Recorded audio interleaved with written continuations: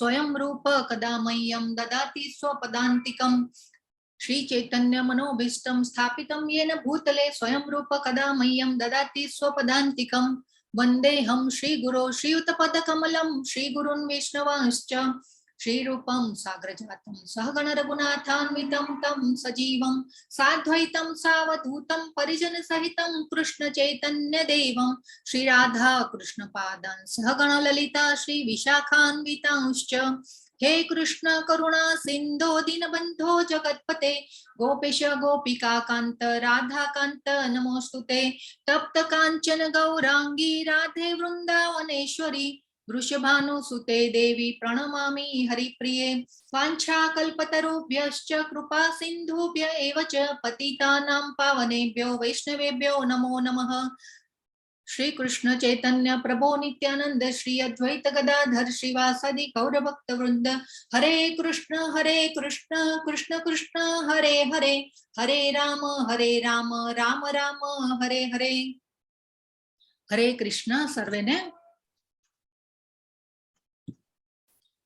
Okay. तो આજનો અધ્યાય છે પહેલો અધ્યાય અને ખૂબ સુંદર। આજના અધ્યાયમાં એવું કોઈ તત્વજ્ઞાન નથી પણ ભગવાને બેકગ્રાઉન્ડ જે કહેવાય ને કે આપ્યું છે ભગવદ ગીતાને કહેવા માટેનું એ બેકગ્રાઉન્ડ રેડી કર્યું છે ભગવાને। તો આપણે આજે પહેલો અધ્યાય સમજવાનો છે। તો આ જે અધ્યાય જે છે શ્રી અને આ જે કોર્સ ચલાવવામાં આવ્યો છે એ શ્રી શ્રી રાધા ગોવિંદા મંદિર ઇસ્કોન મેંગલુરુ તરફથી ચલાવવામાં આવી રહ્યો છે અને ખૂબ સરસ ઓનલાઈન કોર્સ છે અને આપણને ઘરે બેઠા આ ભગવદ ગીતાનું જ્ઞાન મળી રહ્યું છે એટલે આપણે આપણી જાતને ભાગ્યશાળી માનવી જોઈએ અને ખરેખર આપણને ભગવાનની કૃપા હોય તો આવું ઘરે બેઠા આપણને આ જ્ઞાન મળી શકે। અને કેવું સરસ તમારે તમારા ઘરમાં બેસી અને આરામથી મસ્ત અત્યારે તો કદાચ કોઈના ઘરોમાં એસી પણ ચાલતું હશે ગરમી છે એટલે અને આવા એસીમાં બેસી અને આપણે આ જ્ઞાનને લઈ રહ્યા છીએ। તો એવી રીતે ખૂબ સરસ આજે આપણે અધ્યાય સમજીશું। આપણે કાલનો જે 0 ડે ઓરિએન્ટેશન હતું એમાં ઘણા લોકો નહીં આવી શક્યા હોય નહીં અનુકૂળતા હોય તો આપણે થોડુંક કાલનો જે રિપીટ કરી લઈશું થોડું આપણા જે આચાર્ય પ્રભુપાદ વિશે અને આપણે આ જે કોર્સ ક્યાંથી લેવામાં આવ્યો છે કે શું છે એ રીતે આપણે કાલનું જે છે શોર્ટમાં સમજી લઈશું। થોડો રિકેપ જોઈ લઈએ કેમ કે નવા હજી રજીસ્ટ્રેશન ચાલુ છે એટલે નવા પાર્ટિસિપન્ટ્સ પણ હજી ગ્રુપમાં જોડાઈ રહ્યા છે બધા અને એ માટે થઈ અને આપણે થોડોક શોર્ટ રિકેપ જોઈ લઈશું। તો આજે ઇસ્કોનના સ્થાપક છે આચાર્ય એસી ભક્તિવેદાંત સ્વામી પ્રભુપાદ અને એમના ઉપદેશોના આધારે આ આપણે કોર્સ ભગવદ ગીતાનો આપણે આ 18 દિવસ સમજવાનો છે। તો 18 દિવસ આ કોર્સ સમજી અને પછી આપણે ખૂબ સરસ જ્ઞાન લઈશું અને એને જીવનમાં ઉતારવાનો ટ્રાય કરીશું। અત્યાર સુધી ઘણા એવા અમારે ભક્તોના એવા એક્સપિરિયન્સ થયેલા કે ઘણાના ઘરોમાં 4-4, 5-5, 7-7 વર્ષથી ગીતા પડી છે પણ કોઈએ ઉઠાવી નથી। પૂજા થાય છે રોજ ને એવું પણ એટલે એવા પણ ઘરોમાં પૂજા પણ થાય છે પણ કોઈએ વાંચવાનો ટ્રાય નથી કર્યો। તો આ જે કોર્સ જે છે આ નામાનિષ્ઠા પ્રભુ લઈને આવ્યા છે આપણા માટે। આપણે કાલે ચર્ચા કરી હતી કે એ જે શ્રી શ્રી રાધા ગોવિંદા મંદિર છે એમના એ પ્રમુખ છે ત્યાંના મેંગલુરુના તો એમને આ કોર્સ ચલાવે છે। તો આપણે આજે ભગવદ ગીતા છે એનું મહાત્મય આપણે સમજવાનું છે આજે। અને એકચ્યુઅલી પદ્મ પુરાણ જે આપણા કેવા પુરાણો છે વેદો છે ઉપનિષદો છે એવી રીતે પુરાણ જે છે પદ્મ પુરાણ એમાં પદ્મ પુરાણમાં આપણે જે ગીતાનું મહાત્મય એક ચેપ્ટરનું એક અલગ મહાત્મય આપેલું છે પરંતુ આપણે અહીંયા એટલું મોટું આપણે જે આ કહેવાય કે મહાત્મય લઈ ન શકીએ એટલા માટે આપણે જે આદિ શંકરાચાર્યજીએ રચેલું ગીતાનું મહાત્મય સમજવાનું છે કે ભગવદ ગીતા સમજવાથી આપણા જીવનમાં શું ચેન્જ આવે છે અને એ એમને આવી રીતે ખૂબ સરસ મહાત્મય આપણને આપેલું છે આદિ શંકરાચાર્યજીએ। તો આપણે એને સમજીશું। મારી સ્ક્રીન દેખાય છે ને? હરે કૃષ્ણ જલ્પા માતાજી બધાને દેખાઈ રહી છે મારી સ્ક્રીન? હા મેડમ દેખાઈ રહી છે। જી જી થેન્ક યુ। હા મેડમ હા, સરસ રીતે દેખાય છે. Thank you. તો આદિ શંકરાચાર્યજીના વર્ણવ્યા મુજબ શ્રીમદ ભગવદ્ ગીતાનો મહિમા એમને આ આપેલો છે, અને એમને એનો જે પહેલો શ્લોક છે આપણે જોઈએ, ગીતા શાસ્ત્રમ ઇદમ પુણ્યમ યઃ પઠેત પ્રયતઃ પુમાન વિષ્ણોપાદમ અવાપ્નોતિ ભય શોકાદિવર્જિતઃ. તો ભગવદ્ ગીતા દૈવી સાહિત્ય છે, જેને તેને ધ્યાનથી વાંચે છે અને તેના નિયમોનું પાલન કરે છે તે ભગવાન વિષ્ણુનો આશ્રય લે છે અને તમામ ભય અને ચિંતાઓથી મુક્ત થાય છે. જો આદિ શંકરાચાર્યજીએ, એ તો કેટલા મહાન આચાર્ય હતા, અને એમને કેટલું સરસ સ્ટેટમેન્ટ આપી દીધું કે ભગવદ્ ગીતા દૈવી સાહિત્ય છે, અને આ જે નિયમોનું પાલન કરે છે ને ધ્યાનથી વાંચે છે અને વિષ્ણુનો આશ્રય લે છે, એ તમામ ભય અને ચિંતાઓથી મુક્ત થાય છે. ભય, એન્ઝાયટી, આપણા જીવનમાં કેટલી મુશ્કેલીઓ, સ્ટ્રેસ આજકાલ તો હવે બધાના મોઢે સંભળાઈ રહ્યું છે કે જીવનમાં બધું જ છે પણ શાંતિ નથી. તો આમાં ભગવાને આ આદિ શંકરાચાર્યએ કહ્યું છે કે તમામ ભય અને ચિંતાઓથી મુક્ત થાય છે. ખૂબ સરસ આ મહાત્મય આદિ શંકરાચાર્ય રચિત છે. બીજો શ્લોક છે, જો કોઈ વ્યક્તિ નિષ્ઠાપૂર્વક અને ગંભીરતાથી ભગવદ્ ગીતા વાંચે છે તો ભગવાનની કૃપાથી તેના ભૂતકાળના તમામ દુષ્કૃત્યોના પરિણામો તેને અસર કરશે નહીં. કેટલું મોટું સ્ટેટમેન્ટ આદિ શંકરાચાર્યએ કહી દીધું કે ભૂતકાળના તમામ દુષ્કૃત્યો, આપણે ઘણા એવા જીવનમાં જાણતા અજાણતા એવા અનર્થો કરતા હોઈએ છીએ, અને આ આદિ શંકરાચાર્યજી કહે છે કે દુષ્કૃત્યોના પરિણામો પણ અસર કરશે નહીં. ખૂબ સરસ રીતે આ સમજાવેલું છે એમને. ત્રીજો જે શ્લોક છે, મલિને મોચનમ પુંસા જલ સ્નાનમ દિને દિને સકૃદિતામૃત સ્નાનમ સંસાર મલનાશનમ. જો કોઈ વ્યક્તિ દરરોજ પાણીમાં સ્નાન કરીને પોતાને શુદ્ધ કરી શકે છે, મનુષ્ય જલમાં નિત્ય સ્વચ્છ કરે છે, પણ જો કોઈ ભગવદ્ ગીતા રૂપી પવિત્ર ગંગા જલમાં એકવાર પણ સ્નાન કરે છે તો તે ભૌતિક જીવનની મલિનતાથી સદા સદા માટે મુક્ત થઈ જાય છે. તો આપણે લગભગ હમણાં તો ગરમી છે તો આપણે દિવસમાં લગભગ 2 કે 3 વાર પણ નાહતા હોઈશું. તો એવી રીતે સ્નાન કરીને જે આપણી શરીરની શુદ્ધિ કરીએ છીએ, અને મનુષ્ય આમાં લખ્યું છે કે જલમાં નિત્ય સ્વચ્છ કરે છે, પણ જો કોઈ ભગવદ્ ગીતા રૂપી પવિત્ર ગંગા જલમાં એકવાર પણ સ્નાન કરે છે તો તે ભૌતિક જીવનની મલિનતાથી મુક્ત થઈ જાય છે. જો કેટલી સરસ કલ્પના કરી છે ગંગા જળની સાથે ભગવદ્ ગીતાની. ખૂબ સરસ આ આવી કલ્પના આદિ શંકરાચાર્યજીએ કરી છે. એ પછી છે ચોથો, ગીતા સુગીતા કર્તવ્યા કિમન્યૌ શાસ્ત્ર વિસ્તરૈ યા સ્વયં પદ્મનાભસ્ય મુખ પદ્માદ્વિનિશ્રુતા. ભગવદ્ ગીતા ભગવાનના મુખમાંથી નીકળી છે, તેથી અન્ય કોઈ વૈદિક સાહિત્ય વાંચવાની જરૂર નથી. માત્ર ભગવદ્ ગીતા સાંભળવી જોઈએ અને ધ્યાનથી અને ખંતથી વાંચવી જોઈએ.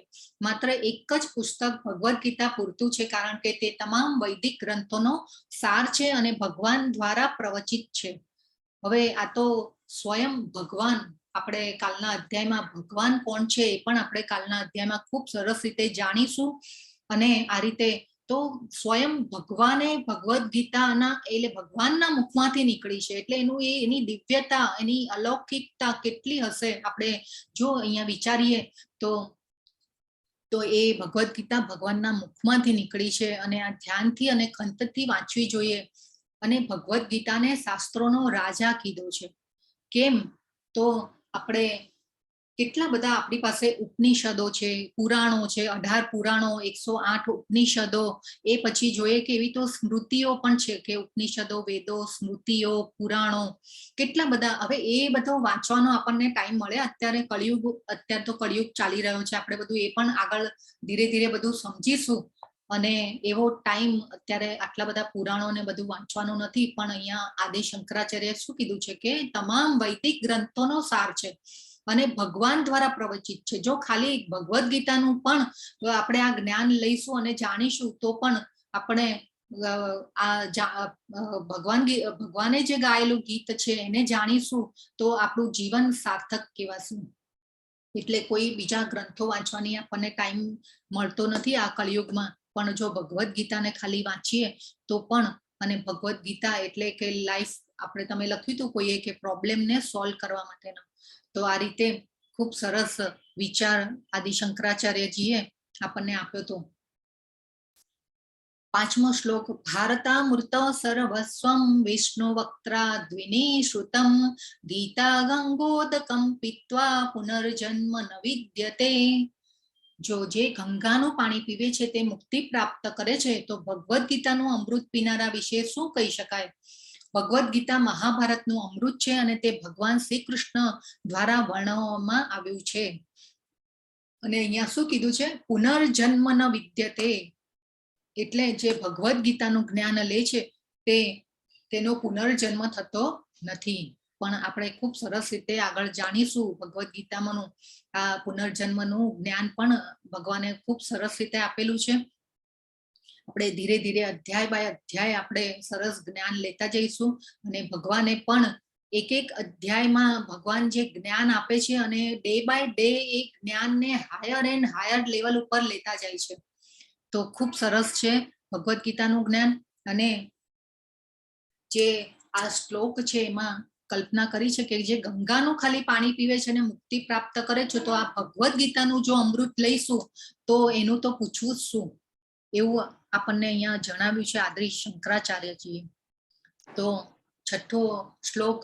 સર્વોપનિષદો ગાવો દુગ્ધા ગોપાલ નંદન પાર્થો વત્સ સુધી ભોક્તા દુગ્ધમ ગીતામૃતમ મહત. આ ગીતોપનિષદ ભગવદ્ ગીતા જે તમામ ઉપનિષદનો સાર છે, ગાય જેવી છે. અહીંયા એક કલ્પના કરવામાં આવી છે કે ગીતા એ છે ઉપનિષદ, ગીતાને પણ ઉપનિષદ કીધેલું છે ભગવદ્ ગીતાને. અને કૃષ્ણ ભગવાનને ગ્વાલબાલ એટલે કે જે ગાયને દોહે છે, અને ગીતાજીની કલ્પના ગાય સાથે કરવામાં આવી છે. અને અર્જુન જે છે તે વાછરડાની સાથે એમની કલ્પના કરવામાં આવી છે. અને આ જે શુદ્ધ ભક્તો અને આપણે જે અત્યારે જ્ઞાન લઈ રહ્યા છીએ એ ગીતાના દૂધના અમૃત પીનારા છીએ. તો આપણે બધા જે છીએ એ ગીતાનું અમૃત પીનારા છીએ. કેટલી સુંદર કલ્પના આદિ શંકરાચાર્યજીએ કરી છે. ખૂબ સરસ કલ્પના. અને ગાય એ તો શાસ્ત્રોમાં પણ ગાયને એક ખૂબ સરસ મહાન એક પદવી જેને કહેવાય ને કે ભગવાનની શક્તિ. અને ગાયનું જે છાણ છે, ગાય ગૌમૂત્ર છે, એને તો શાસ્ત્રોમાં પણ ખૂબ સરસ રીતે એને જેને કહેવાય ને કે એક એલો સિક્કો મારેલો છે કે એને આપણે કોઈ બીજું જે કોઈ પશુઓ પક્ષીઓનો જે મળ હોય તો એને આપણે કેવું તુચ્છ માનીએ, પણ ગાયનું જે મળ જે છે એને શાસ્ત્રોમાં અનુમતિ આપેલી છે. ગૌમૂત્રને ઇવન જે ગાયનો મળ જે છે એને પણ આપણે અનુમતિ શાસ્ત્રોમાં આપેલી છે કે એ પવિત્ર છે. તો આ સુંદર ગાયની કલ્પના આદિ શંકરાચાર્યજીએ કરેલી છે ગાય સાથે ભગવદ્ ગીતાની. તો 7મા શ્લોકમાં. એકમ શાસ્ત્રમ દેવકી પુત્ર ગીતમ એકો દેવો દેવકી પુત્ર એવ એકો મંત્રસ્તસ્ય નામાની યાની કર્માપ્યેકમ તસ્ય દેવસ્ય સેવા. આજના યુગમાં લોકો એક શાસ્ત્ર, એક ભગવાન, એક ધર્મ અને એક વલણ માટે ખૂબ જ આતુર છે. તેથી સમગ્ર વિશ્વ માટે એક જ શાસ્ત્ર હોવું જોઈએ. તો આપણને આગળના અધ્યાયમાં ભગવાન કહેશે કે અહમ બીજઃ પ્રદહ પિતા, હું બીજ આપનારો પિતા છું. એવું ભગવાન આપણને અધ્યાયમાં સમજાવશે શ્લોક દ્વારા. તો આપણે બધા જે છીએ મનુષ્યો, ઇવન જે પણ પ્રાણીઓ, પક્ષીઓ, જે પણ સજીવો જે છે અત્યારના આ ભૌતિક જગતમાં, તો એ ભગવાનના બાળકો છીએ આપણે. અને ભગવાન બીજ આપનારા પિતા છે. આપણે ખૂબ સરસ ડિટેલમાં આગળ બધું સમજીશું, પણ અત્યારે હું તમને થોડું શોર્ટમાં સમજાવી રહી છું. એટલે આ બાળકો, આપણે જે આખું ભૌતિક જગતમાં જેટલા પણ સજીવો છે એ બધા ભગવાનના બાળકો છીએ આપણે. એને એ બાળકો, આ કલ્પના વસુધૈવ કુટુંબકમની કલ્પના ક્યાંથી આવી? તો આ ભગવદ્ ગીતામાં ભગવાને કીધું છે કે બીજ આપનારો પિતા હું છું. અને એના માટે થઈ અને આ વસુધૈવ કુટુંબકમ એટલે આપણે જે આ ભાવના જે છે એ ત્યાંથી આવેલી છે. અને આપણા માટે ભગવાને આ શાસ્ત્ર ગીતાનું, આ ભગવદ્ ગીતા ભગવાને આપેલું એક શાસ્ત્ર છે. ભગવાન એક ધર્મ, એક વલણ. આપણે ખૂબ સરસ રીતે આગળ પણ જાણીશું કે ભગવદ્ ગીતામાં ક્યાંય જાતિ ભેદ, ધર્મ ભેદ કે એવા કોઈ જગ્યાએ ભગવાને કાંઈ ક્યારે બી કીધું નથી. ભગવાને તો એકચ્યુઅલી ગુણ અને કર્મ વિભાગ દ્વારા આપણને ખૂબ સરસ રીતે બધી વર્ણાશ્રમની સ્થાપના અને બધું વૈદિક કાળમાં ત્યારે ભગવાને કરેલી હતી. પણ એ બધાનું અપભ્રંશ થઈ અને કળિયુગમાં અત્યારે ખૂબ બધી જગ્યાએ અલગ અલગ ધર્મો અને આ બધાનું જે વલણ જે બધાએ અપનાવ્યું છે એ એકચ્યુઅલી આપણે ઊભા કરેલા પ્રોબ્લેમ્સ છે. પણ ભગવાન જે છે એક જ ધર્મ, આપણે બધા સનાતની ધર્મી કહેવાઈએ કે ભગવાને આપેલો ધર્મ અને એ શું છે એ આપણે આખા ભગવદ્ ગીતામાં જાણીશું. તો ખૂબ સરસ આ જે ગીતાનું મહાત્મય, ગીતાનું ભગવદ્ ગીતા શું છે એ આપણે ખૂબ સરસ આદિ શંકરાચાર્યજીએ પણ આવી કલ્પના કરીને આપણને સમજાવ્યું છે. તો શ્રીલા પ્રભુપાદના ચરણોમાં વંદન કરી અને આપણે આગળ જઈએ. એક શોર્ટમાં થોડુંક આપણે સમજી લઈએ. તો શ્રીલા પ્રભુપાદ ખૂબ નાના હતા, ભક્ત હતા અને એમને શેરીમાં રથયાત્રા એમના પિતાજીને કહી અને રથ બનાવડાવ્યો અને ભગવાનને રથમાં બેસાડી અને શેરીમાં ફેરવ્યા. ભગવાનને આનંદ આપવા માટે થઈને કે ભગવાનને ખૂબ સરસ રથમાં બેસાડ્યા અને આવી રીતે ભગવાનની શેરીમાં રથયાત્રા કાઢી. અને એ પછી કોન્સેપ્ટ આવ્યો જે શ્રીલા પ્રભુપાદ લઈને આવ્યા રથયાત્રાનો જે કોન્સેપ્ટ છે એ અત્યારે વિશ્વના ખૂણે ખૂણે પણ ચાલી રહ્યો છે. અને ખૂબ નાનપણથી ખૂબ સરસ ભક્ત હતા ભગવાનના અને એમનું જીવન આખું કૃષ્ણમય રહેલું છે. અને એ પછી ધીરે ધીરે મોટા થતા ગયા, મિત્રોની સાથે જ્ઞાન લેવા જતા ગુરુ પાસે. અને આજે જે આ દેખાઈ રહ્યા છે ગુરુ, એ એમના ગુરુ છે શ્રીલા પ્રભુપાદના અને એમનું નામ છે શ્રી ભક્તિ સિદ્ધાંત સરસ્વતી મહારાજ. અને આ જે ગુરુ જે છે એમને આદેશ આપ્યો, એમનું અંગ્રેજી બહુ સારું હતું અને એમને આદેશ આપ્યો કે તું આ જે ભક્તિનું સાયન્સ છે એ પશ્ચિમી દેશોમાં ફેલાવ. અને ત્યાં સુધી 70 વર્ષની ઉંમર સુધી પ્રભુપાદ જે છે ભક્તિ વેદાંત સ્વામી પ્રભુપાદ એ ભારતમાં રહ્યા અને ભારતમાં રહીને એમને ભાગવતમના ખંડની સ્થાપના કરી. ઇવન ઘણા બધા પુસ્તકો લખ્યા. બેક ટુ ગોડ હેડ કરીને મેગેઝિનની પણ સ્થાપના કરી. અને એક જેને કહેવાય ને મનના ખૂણે એક ગુરુનો આદેશ પાળવાની જે ઈચ્છા હોય એ મનના એક ખૂણામાં હતી. પણ એમને એમ થયું કે હું આ ઉંમરે કઈ રીતે જઈ શકીશ અને કેવી રીતે કરી શકીશ. પણ એક જે કહેવાય ને કે દ્રઢ નિશ્ચય અને ભક્ત પણ એ પછી ગુરુનો આદેશ સ્વીકાર્યો અને આગળ ગયા. અને 70 વર્ષની ઉંમરે પ્રભુપાદે અમેરિકા જવાનું વિચાર્યું. એકચ્યુઅલી ભારતમાં પણ રહી અને વૃંદાવનમાં એક નાની કોઠડીમાં રહી અને એમને જીવન પસાર કર્યું 70 વર્ષની ઉંમર સુધી. અને ઘણું કામ કર્યું. અને રાત્રે કેવું 2 કલાક સૂતા અને આખી રાત જાગી અને એ આપણા માટે ભગવદ્ ગીતાની રચના કરી, એમને ભાગવતમની રચના કરી.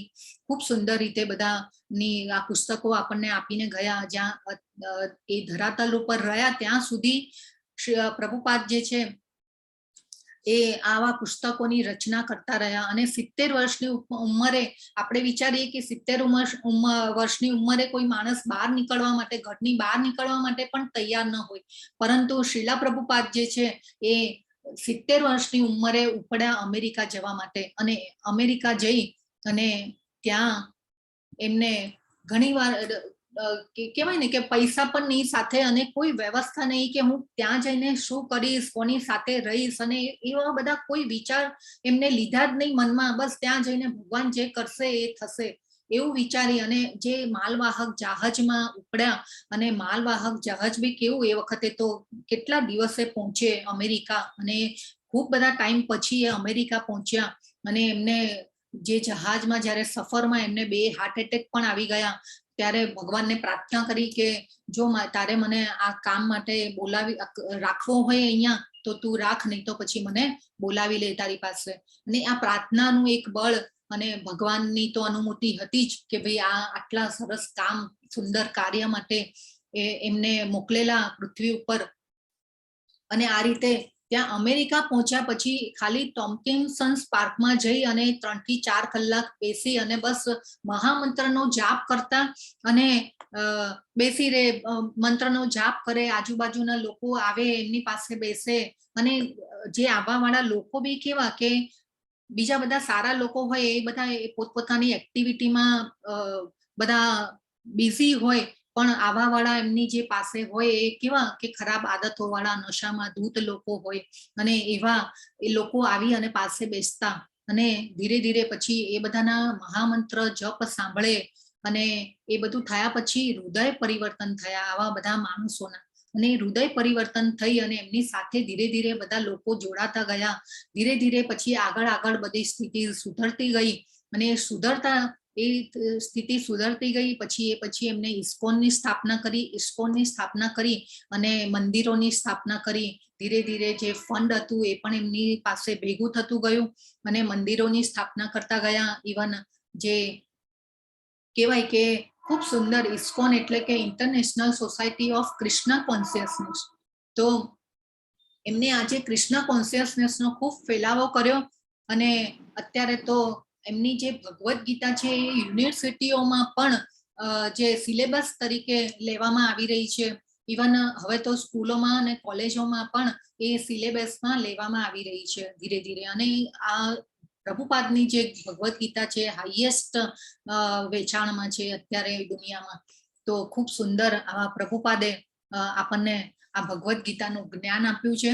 અને અત્યારે આજે કોર્સ ચલાવવા માટે થઈ અને નહીં તો 450 થી 500 વોલેન્ટિયર્સો કામ કરી રહ્યા છે. ઇવન 100 થી 150 ટીચર્સ પણ કામ કરી રહ્યા છે. અને આ કોર્સ એડલ્ટ્સની બેચ આપણી 4 ચાલી રહી છે, સવારે 4 વાગે, સવારે 8 વાગે, બપોરે અત્યારે જે આપણે જોઈન થઈ રહ્યા છે 4 વાગે, અને રાત્રે 8 વાગે. ઇવન આપણા જે બાળકો જે છે બાળકો માટે પણ 10 વર્ષની એનાથી 10 વર્ષથી નાના હોય બાળકો એના માટે પણ ચાલી રહ્યો છે. 10 થી ઉપરના બાળકો માટે પણ યુથ કલ્ચર માટે પણ આ ભગવદ્ ગીતાનો કોર્સ ચાલી રહ્યો છે. અને બધી જ લેંગ્વેજમાં બધી જ એજ માટે ચાલી રહ્યા છે કોર્સ. તો ખરેખર ભગવદ્ ગીતાનું જ્ઞાન છે બાળકોને પણ આપો, અને ખૂબ જરૂરી છે અત્યારના સમયમાં. આપણે ધીરે ધીરે જાણશું તો તમને પણ એની અનુભૂતિ થશે કે નહીં, બાળકોને નાનપણથી જ જ્ઞાન આપવું જોઈએ ભગવદ્ ગીતાનું. અને આ રીતે હજી કાલથી જ આજથી જોઈન થશે, અને રજીસ્ટર હજી પણ ચાલુ છે, બાળકોને પણ જોઈન કરાવો. ખૂબ સરસ કોર્સ છે, અને બધી જ ભાષાઓમાં ચાલી રહ્યો છે, ઇંગ્લિશ, હિન્દી, ગુજરાતી. તો આ રીતે અને ખૂબ મોટા પાયે આ કોર્સ ચાલી રહ્યો છે, ને ખૂબ સુંદર રીતે ડિઝાઇન કરવામાં આવ્યો છે, ને ખૂબ સુંદર. તમને ક્યાંય પણ એવું લાગે તો મૂંઝાવાની જરૂર નથી, અને તમે કોઈનો પણ કોન્ટેક્ટ કરી શકો છો, ટીચરનો કોન્ટેક્ટ, એડમિનનો કોન્ટેક્ટ, અને બે ઝીઝક તમે પૂછી શકો છો ક્વેશ્ચન, તમારી ક્વાયરીઝ. તો બધી રીતે હેલ્પ કરવામાં આવશે. તો જરા પણ મૂંઝાયા વગર આ કોર્સમાં જોડાયેલા રહેજો. તો આ જે સુંદર છબી છે એ શ્રી શ્રી રાધા ગોવિંદા મંદિર ઇસ્કોન બેંગલુરુની છે. એમના ભગવાનના ચરણોમાં વંદન કરી અને આપણે આજના અધ્યાયની શરૂઆત કરીશું. તો આ જે નામાનિષ્ઠા પ્રભુ છે, આ જે ફોટો દેખાઈ રહ્યો છે એ નામાનિષ્ઠા પ્રભુ છે. અને આ જે મંદિર જે છે કર્ણાટક બેંગલુરુમાં આવેલું છે, અને ત્યાંના આ જે પ્રમુખ છે નામાનિષ્ઠા પ્રભુ. અને જો બીટેક આઈઆઈટી કાનપુર થી એમને ભણેલા છે, અને એ ત્યારે પછી ઇન્ફોસિસમાં એ વર્ક ઉપર હતા, અને ખૂબ સારી પોસ્ટ ઉપર. અને એમને પણ ક્યાંકથી ભગવદ્ ગીતાનું જ્ઞાન મળ્યું, અને એ પછી જાણ્યા પછી એમને એમ થયું કે નહીં, આ જીવન મારે ભગવદ્ ગીતાનો બહોળો ફેલાવો અને આ ભક્તિનું સાયન્સ ફેલાવવા માટે થઈ અને કરવો જોઈએ. અને એ પછી એ ઇસ્કોન સાથે જોડાયા, અને અત્યારે આપણને જે આ જ્ઞાન મળી રહ્યું છે એ એમના દ્વારા મળી રહ્યું છે. તો આવા ગુરુઓને પણ વંદન, અને એમની કૃપા દ્વારા આપણને આ બધું જ્ઞાન મળી રહ્યું છે. તો આ જે નામાનિષ્ઠા પ્રભુ છે, આ નામાનિષ્ઠા પ્રભુના ગુરુ જય પતાકા સ્વામી અને આ શિલા પ્રભુપાદ આચાર્ય. તો આવા ગુરુઓના વર્ણન, ગુરુઓના ચરણોમાં વંદન કરી અને આપણે આગળ વધીએ. તો ભગવદ્ ગીતાનો અર્થ શું છે? તો ભગ એટલે ભગવાન, અને વદ એટલે કહેવું, અને ગીતા એટલે ગીત. એટલે ભગવદ્ ગીતાનો મિનિંગ ભગવાને ગાયેલું ગીત. તો જ્યારે આપણને મનુષ્યોએ કીધું કે ભાઈ ભગવાન, આપણે તો ભગવાનને હવે આપણી એક છે ને એક આદત હોય કે આપણે જેને ન જોયું હોય ને અને આપણે જોયેલું ન હોય એટલે આપણે એને બિલીવ ન કરતા હોઈએ. એટલે આપણને ઘણીવાર એમ થાય કે ભગવાન ક્યાં છે, ભગવાન છે જ નહીં. અને ઘણા એવા હજી માનનારા છે કે ભગવાન જેવું કંઈ છે જ નહીં. પણ આપણે હજી આખા ભગવદ્ ગીતામાં જાણીશું કે ભગવાન કોણ છે, શું છે, આપણે કોણ છીએ, એ બધું આપણે જ્ઞાન લઈશું. ધીરે ધીરે અધ્યાય બાય અધ્યાય ખૂબ સરસ સમજતા જઈશું. તો ભગવાને આપણને આ લવ લેટર આપીને ગયા. આ ધરાતલ ઉપરથી યુદ્ધ પૂરું થયું અને પછી ધરાતલ ઉપરથી જ્યારે ભગવાન ગયા ત્યારે આપણને આ ભગવદ્ ગીતાનું જ્ઞાન આપીને ગયા. આ લવ લેટર છે આપણા માટે અને પ્રેમપત્ર છે. તો ખૂબ સરસ રીતે આપણે આ ભગવદ્ ગીતાને જાણીશું. તો ભગવદ્ ગીતા જે છે આપણા જીવનની માર્ગદર્શિકા છે, લાઈફ મેન્યુઅલ છે. તો જેમ ગાડીને ચલાવવા વાળો ડ્રાઈવર હોય એવી રીતે આપણા જીવનને જો સારી રીતે ચલાવવું હોય તો ભગવદ્ ગીતાને જાણવી ખૂબ જરૂરી છે. તો મહાકાવ્ય મહાભારતનો ભગવદ્ ગીતા એ મહાભારતનું જે યુદ્ધ થયું અને એનો જે મધ્ય ભાગ, અને એ મધ્ય ભાગમાં ભગવાને અર્જુનજીને કહેલી ગીતા છે. એટલે આ જે ગીતા મહાભારતનો જે ગ્રંથ જે છે એમાં એનો મધ્ય ભાગ છે. ભગવદ્ ગીતાનું જે જ્ઞાન છે એનો મધ્ય ભાગ છે. એટલા માટે મહાભારતનો જ ભાગ છે, પણ મહાભારતનો મધ્ય ભાગ છે ભગવદ્ ગીતા. તો ભગવદ્ ગીતાનો સંપર્ક આપણે સાચી શ્રદ્ધા અને શંકા વગર કરવો જોઈએ. ગીતાનો હેતુ આપણા જીવનમાં આપણે સારી રીતે એનું પ્રેક્ટિકલ લાઈફમાં પણ યુઝ કરી અને ભગવદ્ ગીતાને આપણા જીવનમાં ઉતારવી જોઈએ. એના પાસાઓને બરાબર સમજવા જોઈએ કે ભગવદ્ ગીતામાં ભગવાને શું કીધેલું છે. ગીતાને સમજવાનું પરિણામ પણ ખૂબ સારું આવે છે. આપણા જીવન ચેન્જ થઈ જાય છે. આપણી વિચાર શક્તિ, આપણી પર્સનાલિટી, આપણું કેરેક્ટર ખૂબ સરસ રીતે જીવનમાં આપણે જો ઉતારીએ તો ખૂબ ઉપયોગી જ્ઞાન છે. અને આ જીવન વ્યવહારમાં આપણે કેવી રીતે લાગુ કરવું એ આપણે આ 18 અધ્યાયમાં આપણે ખૂબ સારી રીતે સમજીશું. તો ભગવદ્ ગીતા એ કૃષ્ણ અને અર્જુન વચ્ચેનો સંવાદ છે. અને આ સંવાદ જે છે એ સંવાદ ખૂબ સરસ સંવાદ 45 મિનિટમાં થયેલો છે. જ્યારે ભગવાન અને અર્જુન વચ્ચે જ્યારે સંવાદ થયો એ 45 મિનિટમાં થયો. પણ ત્યારે તો સતયુગ હતો, વાતાવરણ શુદ્ધ હતું, લોકોની ચેતના શુદ્ધ હતી. એટલે 45 મિનિટમાં ભગવાને તો કહી દીધી અને અર્જુને સાંભળી લીધી અને ઉતારી લીધી. પણ આપણે કળિયુગમાં આપણે મનુષ્યની આપણી ચેતના એટલી બધી હાઈ લેવલની નથી કે આપણે ભગવદ્ ગીતાને 45 મિનિટમાં ગ્રહણ કરી શકીએ. અને શીલા પ્રભુપાદ જે આચાર્ય જે છે એમને ખૂબ સરસ રીતે અને સરળ ભાષામાં સમજાય એવી આપણને ગીતા આપી, ભગવદ્ ગીતા. અને એના ઉપરથી આપણે આ જ્ઞાનને લઈ રહીએ છીએ. તો ભગવાનને પાર્થ સારથી કીધા છે, કેમ કે ભગવાન જે છે પાર્થ એટલે અર્જુન નું બીજું નામ છે. અને કુંતી માતાનું નામ પણ જે કુંતી માતાના પુત્ર તરીકે પણ પાર્થ કહેવાય છે. એટલે પાર્થ સારથી કીધા છે. તો આપણે સપોઝ વિચારીએ કે મોબાઈલ ફોન હોય અને મોબાઈલ ફોનમાં જો આપણે કોઈ બીજું ચાર્જર લગાવી દઈએ તો એ ચાર્જર લાગે ન લાગે. તો એવી રીતે જ આપણે આ જે જ્ઞાનને લેવા જઈ રહ્યા છીએ તો એ જ્ઞાન આપણે મૂળભૂત પરંપરા દ્વારા આવેલું છે. એ જ્ઞાનને આપણે લઈ રહ્યા છીએ. તો ભગવદ્ ગીતા યથારૂપ આપણે શીલા પ્રભુપાદની ભગવદ્ ગીતા ઉપરથી આવેલું છે. અને આ જે જ્ઞાન જે છે એ આપણે આગળ જાણીશું કે ગુરુ પરંપરા દ્વારા આવેલું છે. તો અહીંયા શીલા પ્રભુપાદે ઇન્દિરા ગાંધીને પત્ર લખેલો અને એનું આ દ્રશ્ય છે. 20 ઓગસ્ટ 1975 માં લખવામાં આવેલો હતો. અને શીલા પ્રભુપાદ જ્યારે અમેરિકાથી ભારત આવ્યા ત્યારે એમને 10,000 શિષ્યોને લઈને આવેલા. અને એ બધા શિષ્યોને પણ પછી અલગ અલગ જગ્યાએ અલગ અલગ વિશ્વના ખૂણાઓમાં એમને મોકલેલા શિષ્યોને આ ભક્તિનું સાયન્સ ફેલાવવા માટે. અને અત્યારે ખૂબ સરસ ઇસ્કોનનું જે બધું જે સંસ્થા છે ખૂબ સરસ રીતે ચાલી રહી છે. અને આ રીતે સાંસ્કૃતિક અને શૈક્ષણિક ચળવળ ખૂબ સરસ રીતે ઇસ્કોન જે સંસ્થા છે એ ચલાવી રહી છે. તો ગીતા એક વિશાળ પુસ્તક છે અને વ્યવસ્થિત અભ્યાસને લગભગ 1 વર્ષ લાગે. એકચ્યુઅલી તો આપણે જો ભગવદ્ ગીતાને સમજવા માટે જીવન પણ ઓછા પડે એટલું એવું છે. પણ આપણે આ 18 દિવસોમાં આપણે મુખ્ય જે કન્ટેન્ટ છે એ લેવાના છીએ, કેમ કે આપણે એટલો બધો આપણી પાસે કલાક આપણે જે ફાળવ્યો છે એક દિવસમાં 1 કલાક, તો એ આપણે ઓછો પડે એના માટે તો આપણે મેઇન શ્લોક જે છે એને આપણે આજે અત્યારે કવર કરીશું 18 દિવસમાં. તો અને એ પછી આપણે જ્યારે લેવલ 2 માં જઈએ આગળ, ત્યારે એને પાછું ડિટેલમાં સમજાવવામાં આવે છે. પણ અત્યારે આપણે ફોકસ લેવલ 1 ઉપર કરવાનું છે.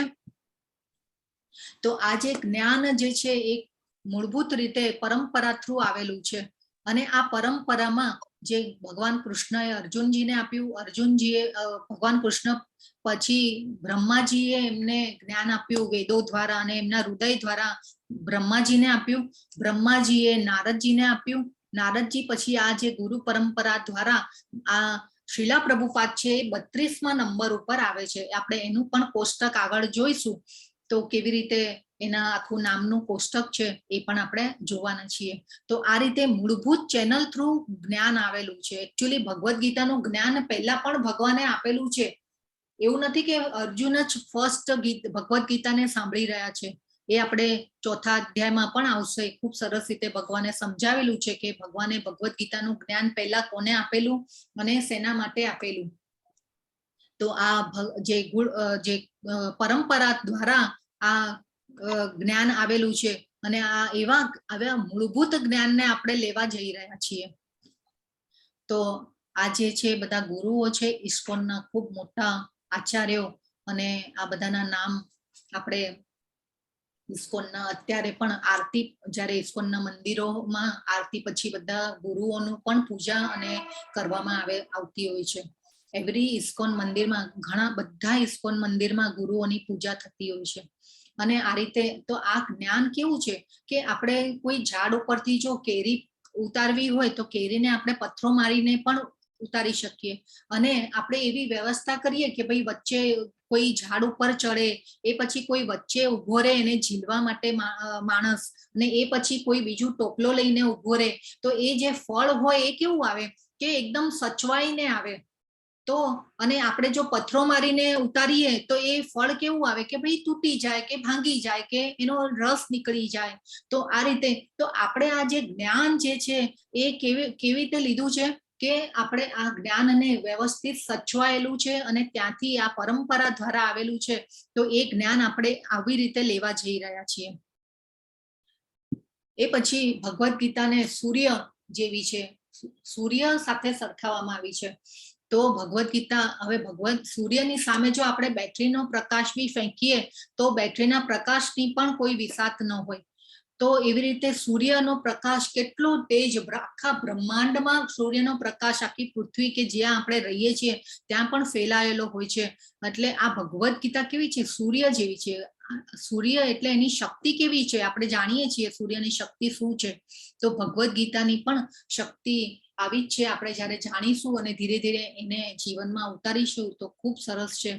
તો ભગવદ્ ગીતાનું જે આ જ્ઞાન છે એ સૂર્યમાં આપણે ગૃહિણીઓને તો ખબર હશે કે સૂર્યપ્રકાશમાં આપણે કોઈ જો બગડેલી વસ્તુ હોય કે કઈ મૂકીએ કે કોઈ જીવાત પડી ગઈ હોય ધાન્યમાં કે એમાં, તો કેવું કે બધું આપણે સફાઈ થઈ જાય.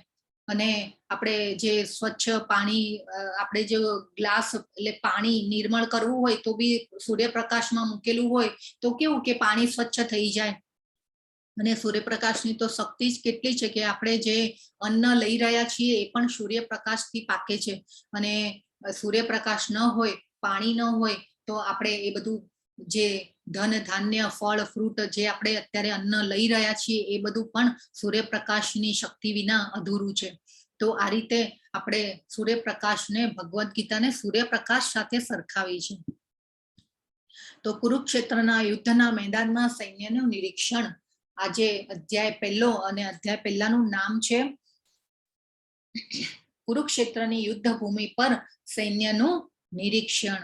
તો આજનો જે અધ્યાય છે એમાં ભગવાને છે ને બેકગ્રાઉન્ડ બનાવ્યું છે અને એવી વ્યવસ્થા કરી અને કે ભાઈ અર્જુન જે છે એ કે મને કે ભાઈ તમે વચ્ચે લઈ જાઓ રથને, અને રથને લઈને વચ્ચે આવે છે ભગવાન. એટલે અર્જુન અને જે કૃષ્ણ જે છે પહેલા અધ્યાયમાં ખાલી બેકગ્રાઉન્ડ, આપણે કેવું કે ભાઈ કોઈ મૂવી જોતા હોઈએ અને આપણે મૂવીમાં કેવું કે આમ જે કે ને કહેવાય ને કે બેકગ્રાઉન્ડ બધું આપણે જોઈએ અને પછી હીરોની એન્ટ્રી થાય.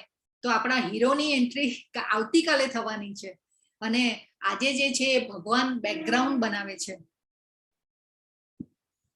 તો ભગવદ ગીતામાં ભગવાન જે છે ભગવાન બોલેલા છે 574 શ્લોક, અર્જુનના 84 શ્લોક છે, સંજય 41 શ્લોક બોલે છે અને ધૃતરાષ્ટ્ર છે એ 1 શ્લોક બોલે છે. તો આ રીતે શ્લોકોનું વિભાજન જે છે એ આ રીતે છે. એ પછી આવે છે ગીતામાં વિશ્વાસ.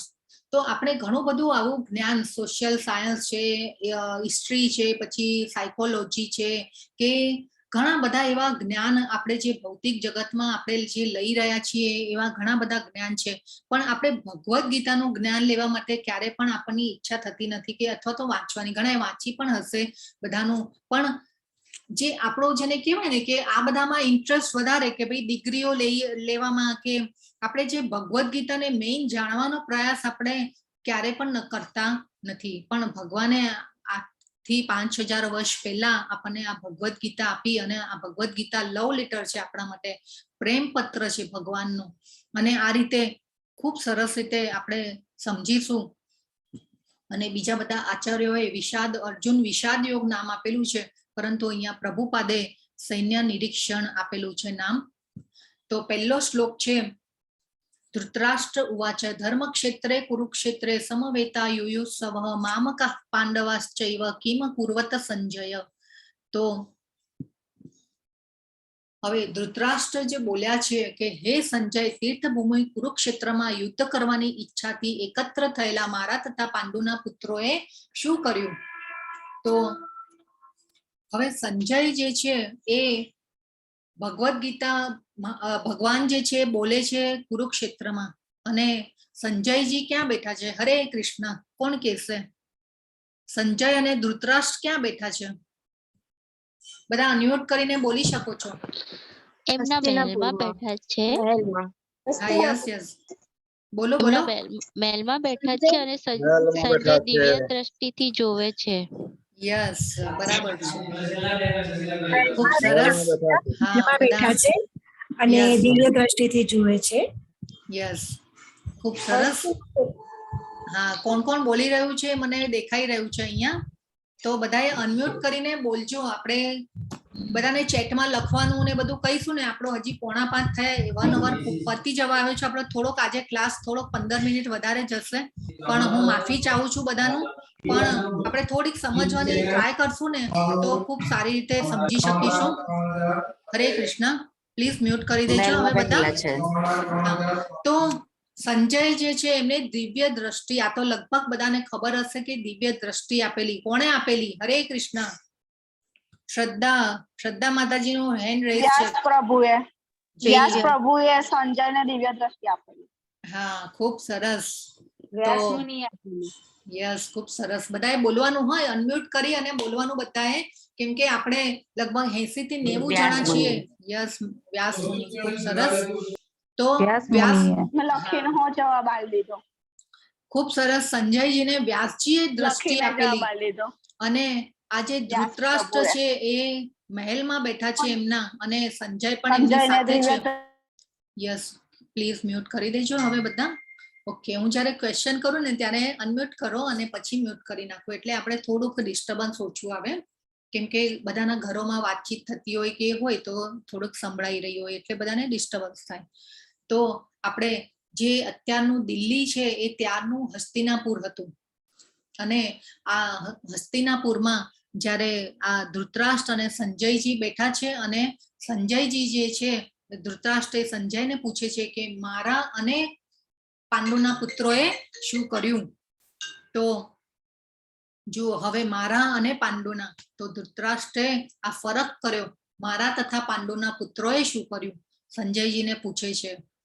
તો આ જે ફરક છે એ કેવી રીતે કર્યો એમને કે જેવી રીતે આપણે દૂધમાં ખાટું આંબલીનું પાણી નાખીએ અને અથવા તો લીંબુ નાખીએ અને કેવું દૂધ અલગ થઈ જાય અને પાણી અલગ થઈ જાય, અને આ રીતે એમને ભેદભાવ કર્યો કે મારા અને પાંડુના પુત્રો વચ્ચે, એટલે પોતાના માટે મીઠાઈ અને પાંડુના પુત્રો માટે આ રીતે જે ભેદભાવ કર્યો એ એકચ્યુઅલી આ જે યુદ્ધ થયું એ ધૃતરાષ્ટ્રના કારણે થયેલું છે. કેમ કે ધૃતરાષ્ટ્ર જે દુર્યોધન અને કૌરવોની જે કપટ નીતિ હતી એને પ્રોત્સાહન આપ્યું છે. એટલા માટે આ જે યુદ્ધ થયું છે એ એમ ધૃતરાષ્ટ્રના કારણે થયેલું છે. અને બીજું છે કે ધર્મક્ષેત્ર. તો કુરુક્ષેત્રને ધર્મક્ષેત્ર કેમ કહ્યું છે? તો ધર્મક્ષેત્ર એટલે કે ત્યાં જે આ કુરુવંશના જે આપણે કહેવાય ને કે આપણે કેવા કે આપણા ઘરમાં આપણા પપ્પા હોય, પછી એના દાદા હોય, પછી એના દાદા એમના ફાધર હોય, એમના ફાધર હોય, એટલે પેઢીઓથી આપણે જઈને કહેવાય ને કે એવી રીતે કુરુવંશમાં પણ એક જે કુરુવંશના રાજા હતા એમને આ જે ક્ષેત્ર ઉપર ખૂબ તપ કરેલું, અને એ તપ કર્યા પછી ભગવાને પ્રસન્ન થઈ અને એમને વરદાન આપેલું કે આ ભૂમિ ઉપર કોઈ પણ કાર્ય થશે તો ત્યાં વિજય મળશે. એટલે પણ વિજય કોને મળશે કે ધર્મની સાઈડ હોય. આપણને લગભગ બધાને ખબર હશે કે પાંડવો જે છે એ ધર્મની સાઈડ હતા, ઓલવેઝ નીતિ અને સદાચાર વાળા હતા. અને આપણને બધાને ખબર પણ છે કે કૌરવો, આ તો લગભગ હવે મહાભારતનો ઇતિહાસ તો લગભગ મહાભારતની સિરિયલ જોઈને પણ બધાને ખબર હશે કે કૌરવો જે છે એ ખૂબ જ જેને કહેવાય ને કે કપટ નીતિ વાળા. એટલે આ રીતે તો ધર્મક્ષેત્ર કીધું છે. કુરુક્ષેત્રે ધર્મક્ષેત્રે કુરુક્ષેત્રે, તો કુરુક્ષેત્રનું જે જગ્યા હતી એ ધર્મક્ષેત્ર કહેવાય છે. તો આ રીતે આ જે ભગવાન ધૃતરાષ્ટ્રે આવી રીતે ફરક કરી અને બોલે છે કે મારા અને પાંડુના પુત્રો શું કર્યું. અને જે ધૃતરાષ્ટ્ર છે એ આંખેથી તો અંધ હતા પણ ધર્મની બાબતમાં પણ અંધ હતા. તો આ ખૂબ એક જેને કહેવાય ને એક ધૃતરાષ્ટ્રનું જે વ્યક્તિત્વ એને આધ્યાત્મિક રીતે પણ અંધ હતા. અને આ રીતે હવે બીજો શ્લોક છે. સંજય ઉવાચ દ્રષ્ટવા તુ પાંડવાનિકમ વ્યુઢમ દુર્યોધનસ્તદા આચાર્યમ ઉપસંગમ્ય રાજા વચનમ અબ્રવીત. સંજય બોલ્યા, હે રાજા, પાંડુ પુત્રોની સેનાને વ્યૂહ રચનામાં ગોઠવાયેલી જોઈને રાજા દુર્યોધન પોતાના ગુરુ પાસે ગયો અને આ પ્રમાણે વચન કહ્યા.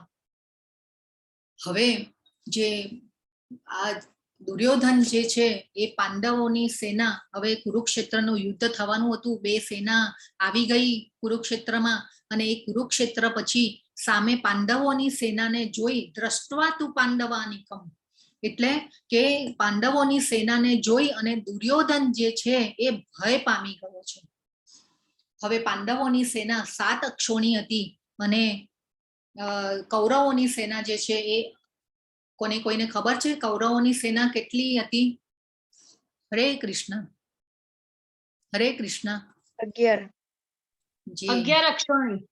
યસ, 11 અક્ષોણી. ખૂબ સરસ. કોણ બોલ્યું? સોનલ. યસ, સોનલ પટેલ માતાજી. જી, ખૂબ સરસ. તો કૌરવોની સેના જે છે 11 અક્ષોણી હતી અને પાંડવોની સેના એ 7 અક્ષોણી સેના હતી. અને 7 અક્ષોણી એટલે કે સૈન્ય બળ ઓછું હતું પાંડવોની સેનામાં, પણ એની જે વ્યૂહ રચના હતી એ જોઈ અને જે દુર્યોધન છે એ ભય પામી ગયો છે. અને એ ભય પામી અને એ પછી જે આચાર્યમ ઉપસંગમ્ય રાજા વચનમ અબ્રવીત, અને એ જે રાજા એટલે ગુરુ દ્રોણ હતા એમની પાસે જાય છે, કેમ કે ગુરુ દ્રોણ જે છે એ દુર્યોધનની સેનાના સેનાપતિ હતા. અને આ રીતે ગુરુ દ્રોણ પાસે જાય છે અને એમને કહે છે કે ભાઈ આ સેના જે છે એની વ્યૂહ રચના જુઓ તમે કેટલી જોરદાર છે. હવે જો અહીંયા દુર્યોધન જે છે કેટલો ભય પામી ગયો છે. અહીંયા એના જે હાવભાવ જે છે એ અહીંયા આપણે જોઈ રહ્યા છીએ કે દુર્યોધન એટલો ભય પામ્યો છે, અને એ ભય પામી અને ગુરુ દ્રોણ પાસે જાય છે. તો એ કેમ જાય છે ગુરુ દ્રોણ પાસે? કેમ કે પાંડવોની સેનાની જે રચના હતી, વ્યૂહ રચના, એ દૃષ્ટદ્યુમ્ને કરેલી, અને જે દૃષ્ટદ્યુમ્ન હતો એ ગુરુ દ્રોણનો શિષ્ય હતો, અને એને વિદ્યા શીખવેલી હતી. ગુરુ દ્રોણે દુષ્ટધુમ્નને વિદ્યા શીખવેલી હતી, યુદ્ધ વિદ્યા. અને એ વિદ્યા શીખી અને દુષ્ટધુમ્ને પાંડવોની સેનાની વ્યૂહરચના કરેલી હતી. તો હવે આ દુષ્ટધુમ્ન કોણ છે? તો આપણે એ જોઈએ કે પાંડવોની સેનાના સેનાપતિ દુષ્ટધુમ્ન. અને દુષ્ટધુમ્ન જે છે એ રાજા દ્રુપદનો પુત્ર છે. હવે રાજા દ્રુપદ કોણ? એટલે કે દ્રૌપદી અને દુષ્ટધુમ્નના પિતા. અને રાજા દ્રુપદ અને ગુરુ દ્રોણ જે છે એ ગુરુકુળમાં ભણતા હતા. જ્યારે પહેલા તો વૈદિક કાળમાં એવું હતું ને, ગુરુકુળ, કે આપણા જેવી અત્યારે જેવી સ્કૂલો ને બધું હતું નહીં. અને ત્યારે ગુરુકુળમાં ભણતા હતા. તો ત્યારે ગુરુકુળમાં જ્યારે ભણતા ત્યારે ગુરુ દ્રોણે રાજા દ્રુપદનો કોઈ કારણસર એમને જીવ બચાવેલો હતો. અને રાજા દ્રુપદ એટલે તો રાજવી કુળમાંથી આવેલા અને ગુરુકુળમાં. અને આ જે ગુરુ દ્રોણ હતા એ બ્રાહ્મણ હતા, અને કેવા કે ગરીબ બ્રાહ્મણ. અને આ રીતે બે જણા ભણતા હતા, ગુરુ દ્રોણ અને રાજા દ્રુપદ. અને એ ભણતા હતા ત્યારે કોઈ કારણસર ગુરુ દ્રોણે રાજા દ્રુપદનો જીવ બચાવેલો હતો. ત્યારે રાજા દ્રુપદે કીધેલું હતું કે, એટલે અને પાછા બે મિત્રો પણ હતા. એટલે રાજા દ્રુપદ કહે છે કે મિત્ર, તે મારો જીવ બચાવ્યો છે, એટલા માટે જીવનમાં તારે ક્યારે પણ જરૂર પડે તો તું મારી પાસે આવજે. તો આ રીતે આવવા માટે કહે છે. હવે જ્યારે આ તો ગુરુ દ્રોણ ગરીબ બ્રાહ્મણ હતા, અને એક વખત એવી પરિસ્થિતિ આવી જાય છે એમની કે એમના બાળકોને એમને જેને કહેવાય ને, એમની પત્ની જે છે ગુરુ દ્રોણની, એ જે આપણે કહેવાય કે લોટ હોય તો એ લોટને પાણીમાં ભેળવી અને પછી દૂધ સમજાવીને બાળકોને આપતા. એ પછી છે કે ચૂનાનું પાણી છે એવું દૂધ, એટલે એવું સમજી અને બાળકોને પીવડાવતા, અને બાળકો એ દૂધ સમજીને પી લેતા. તો ગુરુ દ્રોણને બહુ દુઃખ થાય છે કે આવી મારી પરિસ્થિતિ આવી ગઈ છે. એટલા માટે એમને એ પછી મિત્ર યાદ આવે છે કે નહીં, મારા મિત્રે કીધેલું કે તું તને જ્યારે જીવનમાં જરૂર પડે ત્યારે તું મારી પાસે આવજે. અને એ પછી એકવાર એવું થાય છે કે ગુરુ દ્રોણ જે છે એમના મિત્રને રાજા દ્રુપદને મળવા જાય છે. અને રાજા દ્રુપદ જ્યારે એમની પાસે તો આખું કેવું કે પૃથ્વીનું સામ્રાજ્ય, અને ખૂબ અભિમાન ઘમંડમાં આવી ગયેલા રાજા દ્રુપદ, અને ગુરુ દ્રોણ જે છે રાજા દ્રુપદ પાસે જાય છે. અને રાજા દ્રુપદ જે છે ઘમંડમાં હોય છે અને ગુરુ દ્રોણનું અપમાન કરે છે કે ભાઈ શેની મિત્રતા અને કઈ મિત્રતા, હવે આ બધું શું, હવે તો શું બધું એ ભૂલી જવાનું. અને ગુરુ દ્રોણને ખૂબ દુઃખ થાય છે. અને ગુરુ દ્રોણ વિચારે છે કે હવે આના જે અભિમાન અને ઘમંડ જે છે રાજા દ્રુપદનું ઉતારવું પડે. અને એ પછી ગુરુ દ્રોણ જે છે ભીષ્મ પિતામહ પાસે જાય છે. અને ભીષ્મ પિતામહને કહે છે કે ભાઈ આ પાંડવો અને કૌરવોને મને શિક્ષા આપવા દો અને એમને તૈયાર કરવા દો. એટલે રાજા દ્રુપદને મારવાનો એ પ્લાન બનાવે છે, અને કૌરવોને પાંડવોને શિક્ષા આપે છે, અને એ રીતે તૈયાર કરે છે. અને રાજા દ્રુપદને અને પાંડવોને પછી કહે છે કે રાજા દ્રુપદને બંદી બનાવી અને લઈ આવવાના છે મારી પાસે. તો આ રીતે પહેલા કૌરવોને મોકલાવે છે. તો જ્યારે કૌરવો હોય છે તો એ તો દુર્યોધન અને બધા કૌરવોને બંદી બનાવી લે છે રાજા દ્રુપદ. એ પછી ગુરુ દ્રોણ જે છે પાંડવોને મોકલે છે. અને પાંડવોને મોકલાવી અને એ પછી પાંડવો જે છે અર્જુન અને પાંડવો જે બીજા ભાઈઓ છે બધા જઈ અને દુર્યોધનને બંદી બનાવેલા કે કૌરવોને જે બંદી બનાવ્યા હોય છે એમને છોડાવી અને રાજા દ્રુપદને લઈ અને ગુરુ દ્રોણ પાસે આવે છે અને બંદી બનાવીને લઈને આવે છે.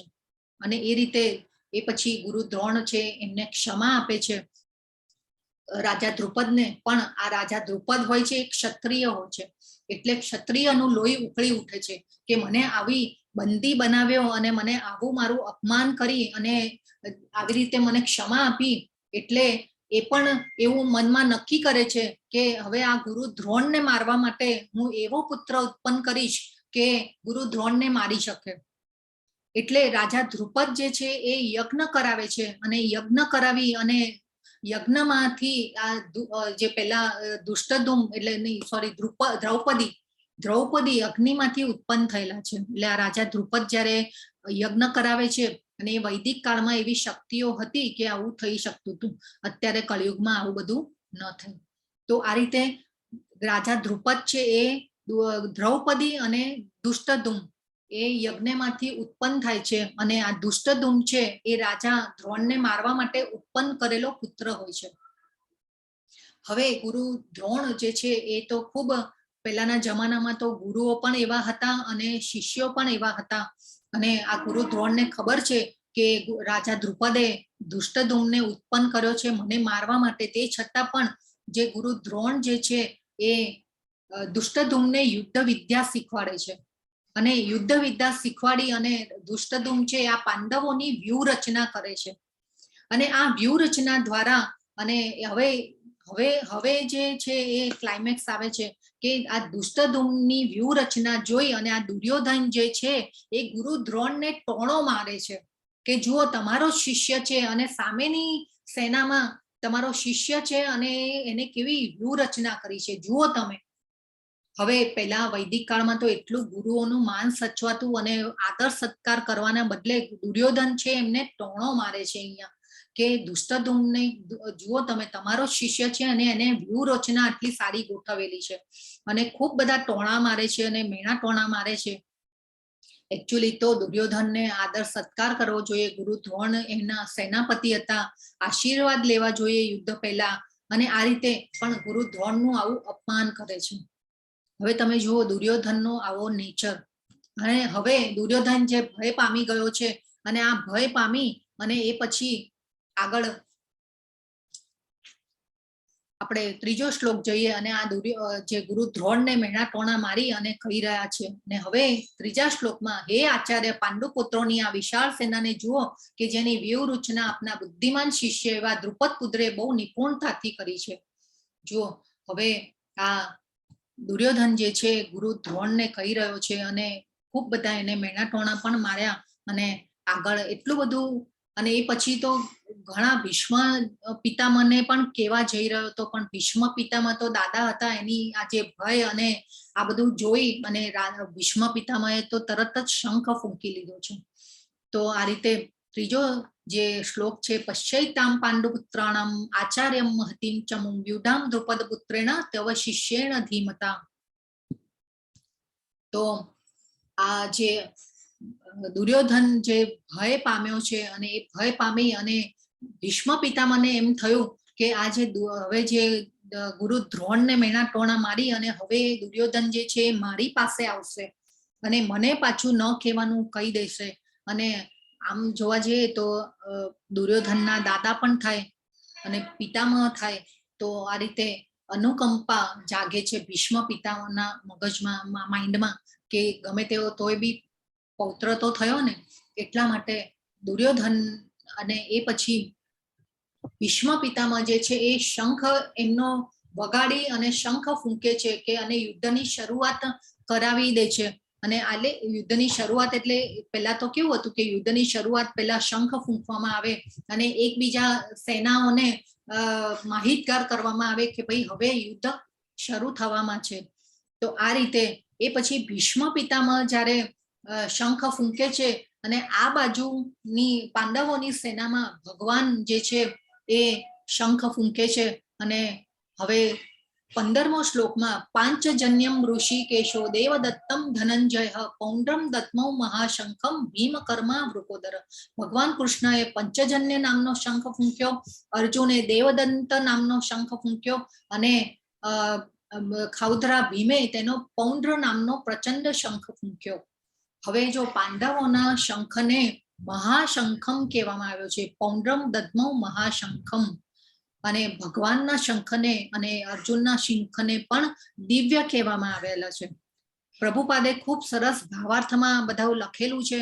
તમારે ભગવદ્ ગીતા વાંચવાની શરૂઆત કરવી જોઈએ. આપણે ધીરે ધીરે સમજીશું અને તમે આજે આ કોર્સ કરશો ને પછી તમને ભગવદ્ ગીતા વધારે તમે રીડ કરશો, વાંચશો ને એમ તમને વધારે સમજાતી જશે.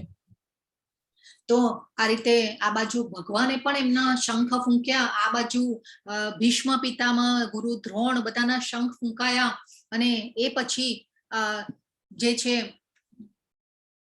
19મો શ્લોક શગોષો ધાર્તરાષ્ટ્રાણામ હૃદયાની વ્યદારયત નમશ્ચ પૃથ્વીમ ચૈવ તુમૂલોભ્યનુનાદમ. આકાશ તેમજ પૃથ્વી ઉપર પ્રતિધ્વનિત થતા આ વિભિન્ન ગગનભેદી શંખોના નાદે ધૃતરાષ્ટ્રના પુત્રોના હૃદયોને વિદીર્ણ કર્યા. વિદીર્ણ એટલે કે ભય પામ્યા. જો ભગવાનનો શંખ દિવ્ય છે, અર્જુનના પાંડવો ધર્મની સાઈડ હતા, ભગવાનની સાથે ભગવાનના ભક્ત હતા, એટલે એ જે શંખોનો નાદ થયો ને એટલે એ પણ વિજયનું એક પ્રતીક હતું કે ભગવાનનો શંખ ફૂંકાયો હશે ત્યારે જો કેવી ગર્જના અને કેવો એનો જે ધ્વનિ જે છે એ કેવો હશે કે ધૃતરાષ્ટ્રના પુત્રોના હૃદયોને વિદીર્ણ કર્યા કીધું છે અહીંયા.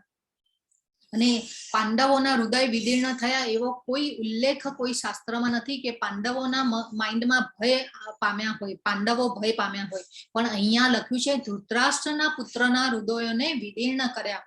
એટલે ધૃતરાષ્ટ્રના પુત્રો કૌરવો જે છે એ ખૂબ જ ભય પામી ગયા છે, એના નાદથી ભય પામી ગયા છે. તો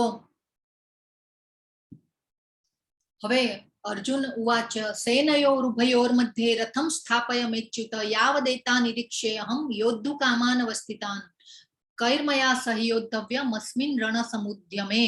હવે જે અર્જુને કહ્યું એટલે આ બધો જે શંખનાદ થયો પછી તો નગારા તુરાઈ ને બધું પણ વાગવા લાગ્યું અને એ વખતે જે ઘોંઘાટ અને બધું થયું, જે કહેવાય ને કે એટલો બધો ઘોંઘાટ ઉદ્ભવી ઉઠ્યો અને એ પછી અર્જુન ભગવાનને કે છે હે અચ્યુત કૃપા કરી મારા રથને બંને સૈન્યોની વચ્ચે ઉભો રાખો કે જેથી અહીં ઉપસ્થિત યુદ્ધ કરવાની ઈચ્છા વાળાઓને અને આ મહાન શસ્ત્ર સંઘર્ષમાં જેમની સાથે મારે લડવાનું છે તેમને હું જોઈ શકું.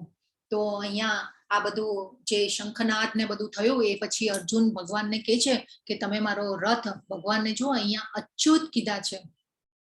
તો અચ્યુત એટલે કે ભગવાન જે છે એ ભક્ત, અર્જુન ને ભગવાને પહેલા પછી પણ ધીરે ધીરે કહેશે ભક્તો સીમે સખા છેતી. ભગવાન નો ભક્ત છે એટલા માટે હું આ ભગવદ્ ગીતાનું જ્ઞાન આપી રહ્યો છું. એ આગળ ભગવાન અધ્યાયમાં કહેશે અર્જુનને. તો ભગવાનને ભક્ત ખૂબ જ વહાલા હોય છે અને ભક્ત માટે થઈ અને ભગવાન ક્યારે પણ આનાકાની કરતા નથી, દોડીને આવે છે. અને અહીંયા અર્જુન પણ ભગવાનના ભક્ત છે અને પોતે સારથી બન્યા છે. ભગવાન અર્જુનના સારથી બન્યા છે, ભક્તના સારથી બન્યા છે અને ભક્તનું કામ કરી રહ્યા છે અહીંયા. અને એટલા માટે થઈ અને અહીંયા અચ્યુત કીધા છે ભગવાને. તમે શ્લોકમાં જોજો, હે અચ્યુત, એ ભગવાન અર્જુને અચ્યુત કહીને બોલાવ્યા છે. એટલે અચ્યુત એટલે કે ભક્ત માટે દોડીને આવે, એટલે ભગવાન જે છે દોડીને આવે છે એટલા માટે અહીંયા અચ્યુત કીધા છે ભગવાનને, અર્જુને. અને અર્જુન અહીંયા ઈચ્છા કરે છે કે તમે બે રથને બે સેનાની વચ્ચે લઈ જાઓ અને મારે જોવું છે કે ધૃતરાષ્ટ્રના દુર્બુદ્ધિ વાળા પુત્રોની સાથે કોણ કોણ લડવા આવ્યું છે, એમની શક્તિ કેવી છે, અને એ બધું અર્જુન જોવા માંગે છે. કેમ કે અહીંયા અર્જુન જે છે એ દુર્યોધનના કારણે એને અહીંયા આવીને લડવું પડે છે ને, એટલા માટે થઈ અને ભગવાનને ઓર્ડર કરે છે. હજી તો જો અહીંયા ભગવાનને કેવો અર્જુન ઓર્ડર કરે છે કે બે સેનાની વચ્ચે લઈ જાઓ રથને, કેવો મિત્ર તરીકે ભગવાનને ઓર્ડર કરી રહ્યા છે. તો કૃષ્ણ ભગવાન જે છે એ રથને વચ્ચે સેનાઓની વચ્ચે ચલાવ્યો કુરુક્ષેત્રનું યુદ્ધ લડવા માટે. અર્જુન મુશ્કેલીમાં જણાય છે અને એ પછી અને એ જ્યારે અર્જુન જે છે એમને ખૂબ જ દુઃખ થઈ રહ્યું છે અને એ બધાને જોઈ અને અર્જુન હવે કૃષ્ણ ભગવાન જે છે ને હોશિયાર હતા, એટલે ભીષ્મ પિતામહ અને ગુરુ દ્રોણની સામે જ જઈને રથને ઉભો રાખે છે. એટલે આ દાદાને અને આવા ગુરુઓ તો કેવા હતા, સન્માન વાળા, માન વાળા, અને આવા ગુરુઓને સામે જઈને જ ઉભો રાખે છે રથને ભગવાન. તો અને આ બધા ગુરુઓ, ભાઈ ભાંડુઓ બધાને જોઈ અને અર્જુનજી જે છે એને ખૂબ જ દુઃખ થાય છે કે હું આટલું બધું હું આવી જે કહેવાય ને કે હું આવા માણસોને હણીશ અને યુદ્ધમાં આટલા માણસો હણાશે, અને બધા સગાવાલાઓને જોઈ અને અર્જુન જે છે અર્જુનજી એ ડિપ્રેશનમાં આવે છે અને હતાશામાં આવે છે. અને એ પછી ભગવાન જે છે એ 45 મિનિટમાં ભગવાન અને અર્જુનજીનો સંવાદ ચાલે છે. તો 23મા શ્લોકમાં કે છે ધૃતરાષ્ટ્રના દુર્બુદ્ધિ વાળા પુત્રને પ્રસન્ન કરવાની ઈચ્છાથી જેઓ અહીં યુદ્ધ કરવા આવ્યા છે તેમનું મને નિરીક્ષણ કરવા દો. તો એટલા માટે અહીંયા ભગવાન પણ જો અર્જુનનો ઓર્ડરને સ્વીકારી અને રથને લઈ જાય છે બે સેનાની વચ્ચે. એ પછી બે સેનાની વચ્ચે લઈ અને ભગવાન હવે 26મા શ્લોકમાં કહે છે કે બંને પક્ષોની સેનાઓની મધ્યમાં ઉભેલા અર્જુને પોતાના કાકાઓ, દાદાઓ, આચાર્યો, મામાઓ, ભાઈઓ, પૌત્રો, મિત્રો તથા સસરાઓ તેમજ શુભેચ્છકોને જોયા. અને આ બધા સગાવાલાઓને જોઈ અને અર્જુનજીને એમ થાય છે અને કે આટલો બધો વિનાશ થશે અને હું મારા ગુરુ અને મારા પિતામહ, મારા દાદા કે જેને હું નાનો હતો ત્યારે હું રમીને આવું, અને એ તો ભીષ્મ પિતામહ તો વ્હાઈટ કપડા પહેરતા, અને એ ત્યારે હું રમીને આવું અને હું કાદવ વાળો હોઉં, માટી વાળો હોઉં, તે છતાં પણ એ મને ખોળામાં લઈ લેતા. એવા મારા દાદાને હું અહીંયા હણવા માટે આવ્યો છું. આવા મારા ગુરુ કે જેની પાસે હું વિદ્યા શીખ્યો, હું જીવનના પાઠ ભણ્યો, અને એવા ગુરુને મારવા આવ્યો છું. અને આ બધા જોઈ બધાને અને પછી જે અર્જુનજી જે છે એ ખૂબ જ હતાશ થાય છે. હવે આપણે અહીંયા જોઈએ કે 3 જણના મનોભાવ વ્યક્ત થયા છે. આ કોણ કોણ છે? હરે કૃષ્ણ. આ બધા કોણ કોણ છે? કોણ કહેશે?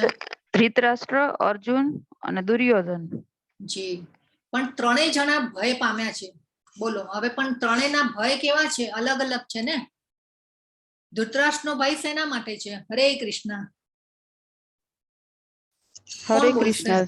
યસ, બોલો હેતલ માતાજી. યસ. ધૃતરાષ્ટ્ર એવું વિચારે છે કે મારા પુત્રોનો વિજય એ થશે, હારી જશે. હા, બરાબર છે, ખૂબ સરસ. ધૃતરાષ્ટ્ર એવું વિચારે છે, હા, કોઈ- ધૃતરાષ્ટ્ર એવું વિચારે છે કે મારા પુત્રોનું શું થશે, એના કૌરવોનું મેઇન તો એને દુર્યોધનમાં હતું કે મારા દુર્યોધનનું શું થશે. ખૂબ સરસ. બીજા કોઈને કઈ કેવું છે હજી? હરે કૃષ્ણ. હરે કૃષ્ણ. જી શ્રદ્ધા માતાજી, બોલો બોલો. અર્જુનને છાયા એમ માતાજી હતું- આપ્યો આન્સર. બસ. અર્જુનને ખૂબ સરસ. એમ થયું કે મારા જે સગા સંબંધીઓ છે તો હું એમને કેમ કરીને મારીશ, યસ, અને ખૂબ સરસ. દુર્યોધન સામેવાળી સેનાને જોઈને ડરી ગયો. ખૂબ સરસ. જો અહીંયા ત્રણેયના ભય અલગ અલગ છે. હવે ધૃતરાષ્ટ્રને શંકા છે કે મારા પુત્રો જે છે એ જીવશે કે, એટલે યુદ્ધમાં જીતશે કે નહીં જીતે, એમને શંકા છે. કેમ કે એમને જાણ હતી કે સામે પક્ષે કોણ છે. સામે પક્ષે સાક્ષાત કોણ હતા? હરે કૃષ્ણ. હરે કૃષ્ણ. કૃષ્ણ ભગવાન. ભગવાન. યસ, પરમ કૃપાળુ ભગવાન. યસ, ખૂબ સરસ. કૃષ્ણ ભગવાન હતા. હા, યસ, ખૂબ સરસ. સંગીતા માતાજી, છાયા માતાજી, યસ, બરાબર છે. બધા. એટલે ભગવાનને જોઈને જ ધૃતરાષ્ટ્ર ડરી ગયા કે મારો કૌરવો તો હારશે જ. એમને પહેલેથી જ એમને આઈડિયા આવી ગયો. જી, ખૂબ સરસ. ઓકે, ખૂબ સરસ. અને દુર્યોધનનો ડર સામેની સેનાને જોઈને થઈ ગયો કે હવે તો મારા હાજા ગગડી ગયા. કે ભાઈ એને તો એમ હતું પહેલા કે ભાઈ 2 કલાકમાં યુદ્ધ પતાવીને મારી પાસે બી આટલા મહારથીઓ છે, ભીષ્મ પિતામહને ઈચ્છા મૃત્યુનું વરદાન હતું, એટલે એ તો મારી સેના તો ભીષ્મ પિતામહથી રક્ષાયેલી છે, અને મોટા મોટા સેનારથીઓ અને જે આજુબાજુના જે રાજ્યોના રાજાઓ હતા ને એ પણ દુર્યોધનની સાથે હતા. કેમ? તો કહેવાય છે કે હવે આપણે પણ અત્યારે જોઈએ ને તો અત્યારે કેવું હોય કે ભાઈ જેની પાસે પાવર હોય, સંપત્તિ હોય, એની પાસે બધા એની પાછળ ભાગતા હોય. આપણે અત્યારે પણ જોઈ રહ્યા છીએ. અત્યારે આપણે સમાજમાં પણ એવા ઉદાહરણો જોઈ રહ્યા છીએ. અને એવી રીતે ત્યારે પણ એવું હતું કે દુર્યોધનની પાસે સંપત્તિ, રાજ્ય અને આ રીતે, એટલે બાજુમાં જે આજુબાજુ વાળા રાજ્યોના રાજાઓ હતા એ પણ દુર્યોધનની સાથે હતા. તો આ રીતે દુર્યોધનને પણ ભય પામી ગયો છે. એને તો એમ હતું કે મને આટલું બધું મારી પાસે, એની જો કૃષ્ણ ભગવાનની પાસે એને સેના માંગેલી, નારાયણની સેના, અને અર્જુને ભગવાનને માંગ્યા હતા. એ તો બધાને લગભગ ખ્યાલ જ હશે. તો આ રીતે દુર્યોધનને તો એમ હતું કે ભાઈ 2 કલાકમાં યુદ્ધ પતાવીને ઘર ભેગા થઈ જઈશું. પણ અહીંયા પાંડવોની સેનાની વ્યૂહરચના જોઈ એટલે હાજા ગગડી ગયા છે. અને જે ધૃતરાષ્ટ્ર હતા એમને તો ખ્યાલ હતો કે આ સામે પક્ષે શ્રી કૃષ્ણ છે, ભગવાન સાક્ષાત છે. અને બીજું એ કે ભાઈ હું એ પોતે એવી જાણતા પણ હતા કે હું ધાર્મિક રીતે હું અંધ છું અને મારા પુત્રો પણ એ રીતે અંધ છે. અને જે ભૌતિક મોહ કહેવાય ને કે ભાઈ પુત્રનો મોહ, અને એ મોહમાં ફસાઈ અને એમના પુત્રોની કપટ નીતિને એમને પ્રોત્સાહન આપેલું. તો આ રીતે આ ત્રણેય જણા છે, પણ ભય કેવો છે? અલગ અલગ છે. અર્જુનનો ભય છે કે આ મહાવિનાશ થવાનો છે, અને આ મહાવિનાશ થશે તો કેવું થશે કે, એટલે એ જે મહાવિનાશના એ કારણો પણ આપે છે અર્જુન. અને એ કારણોમાં કયા કયા કારણ આપે છે? કે કરુણા. હવે આટલા બધા સામે સગાવાલાઓને જોઈ, સગાવાલાઓ તો ઠીક, પણ સામેવાળાના સૈન્યને જોઈને પણ એને કરુણા આવે છે કે ઓ માં, આટલા બધા જે પુરુષો હણાશે અને વડીલ અને પુરુષો હણાશે અને એને કરુણા આવે છે, કરુણા દયા આવે છે કે ભાઈ આટલા બધાને હું હણીશ તો મને પાપ પણ લાગશે અને મારો નરકનો રસ્તો ખુલી જશે મારા માટે. અને આ રીતે હવે જો પાપ પુણ્યનો વિચાર કોણ કરે? કે જે ભક્ત હોય ને એ વિચાર કરતા હોય પાપ પુણ્યનો. અને બીજું એને એમ થાય છે કે ભાઈ આનંદ નથી, તો હવે હું આ મારા ભાઈ ભાંડુઓને અને મારા સગાવાલાઓને મારી અને હું રાજ્ય પણ મળશે મને, કે જે સામ્રાજ્ય મળશે મને યુદ્ધ જીતીને, તે છતાં પણ હું આનંદ કેવી રીતે કરી શકીશ?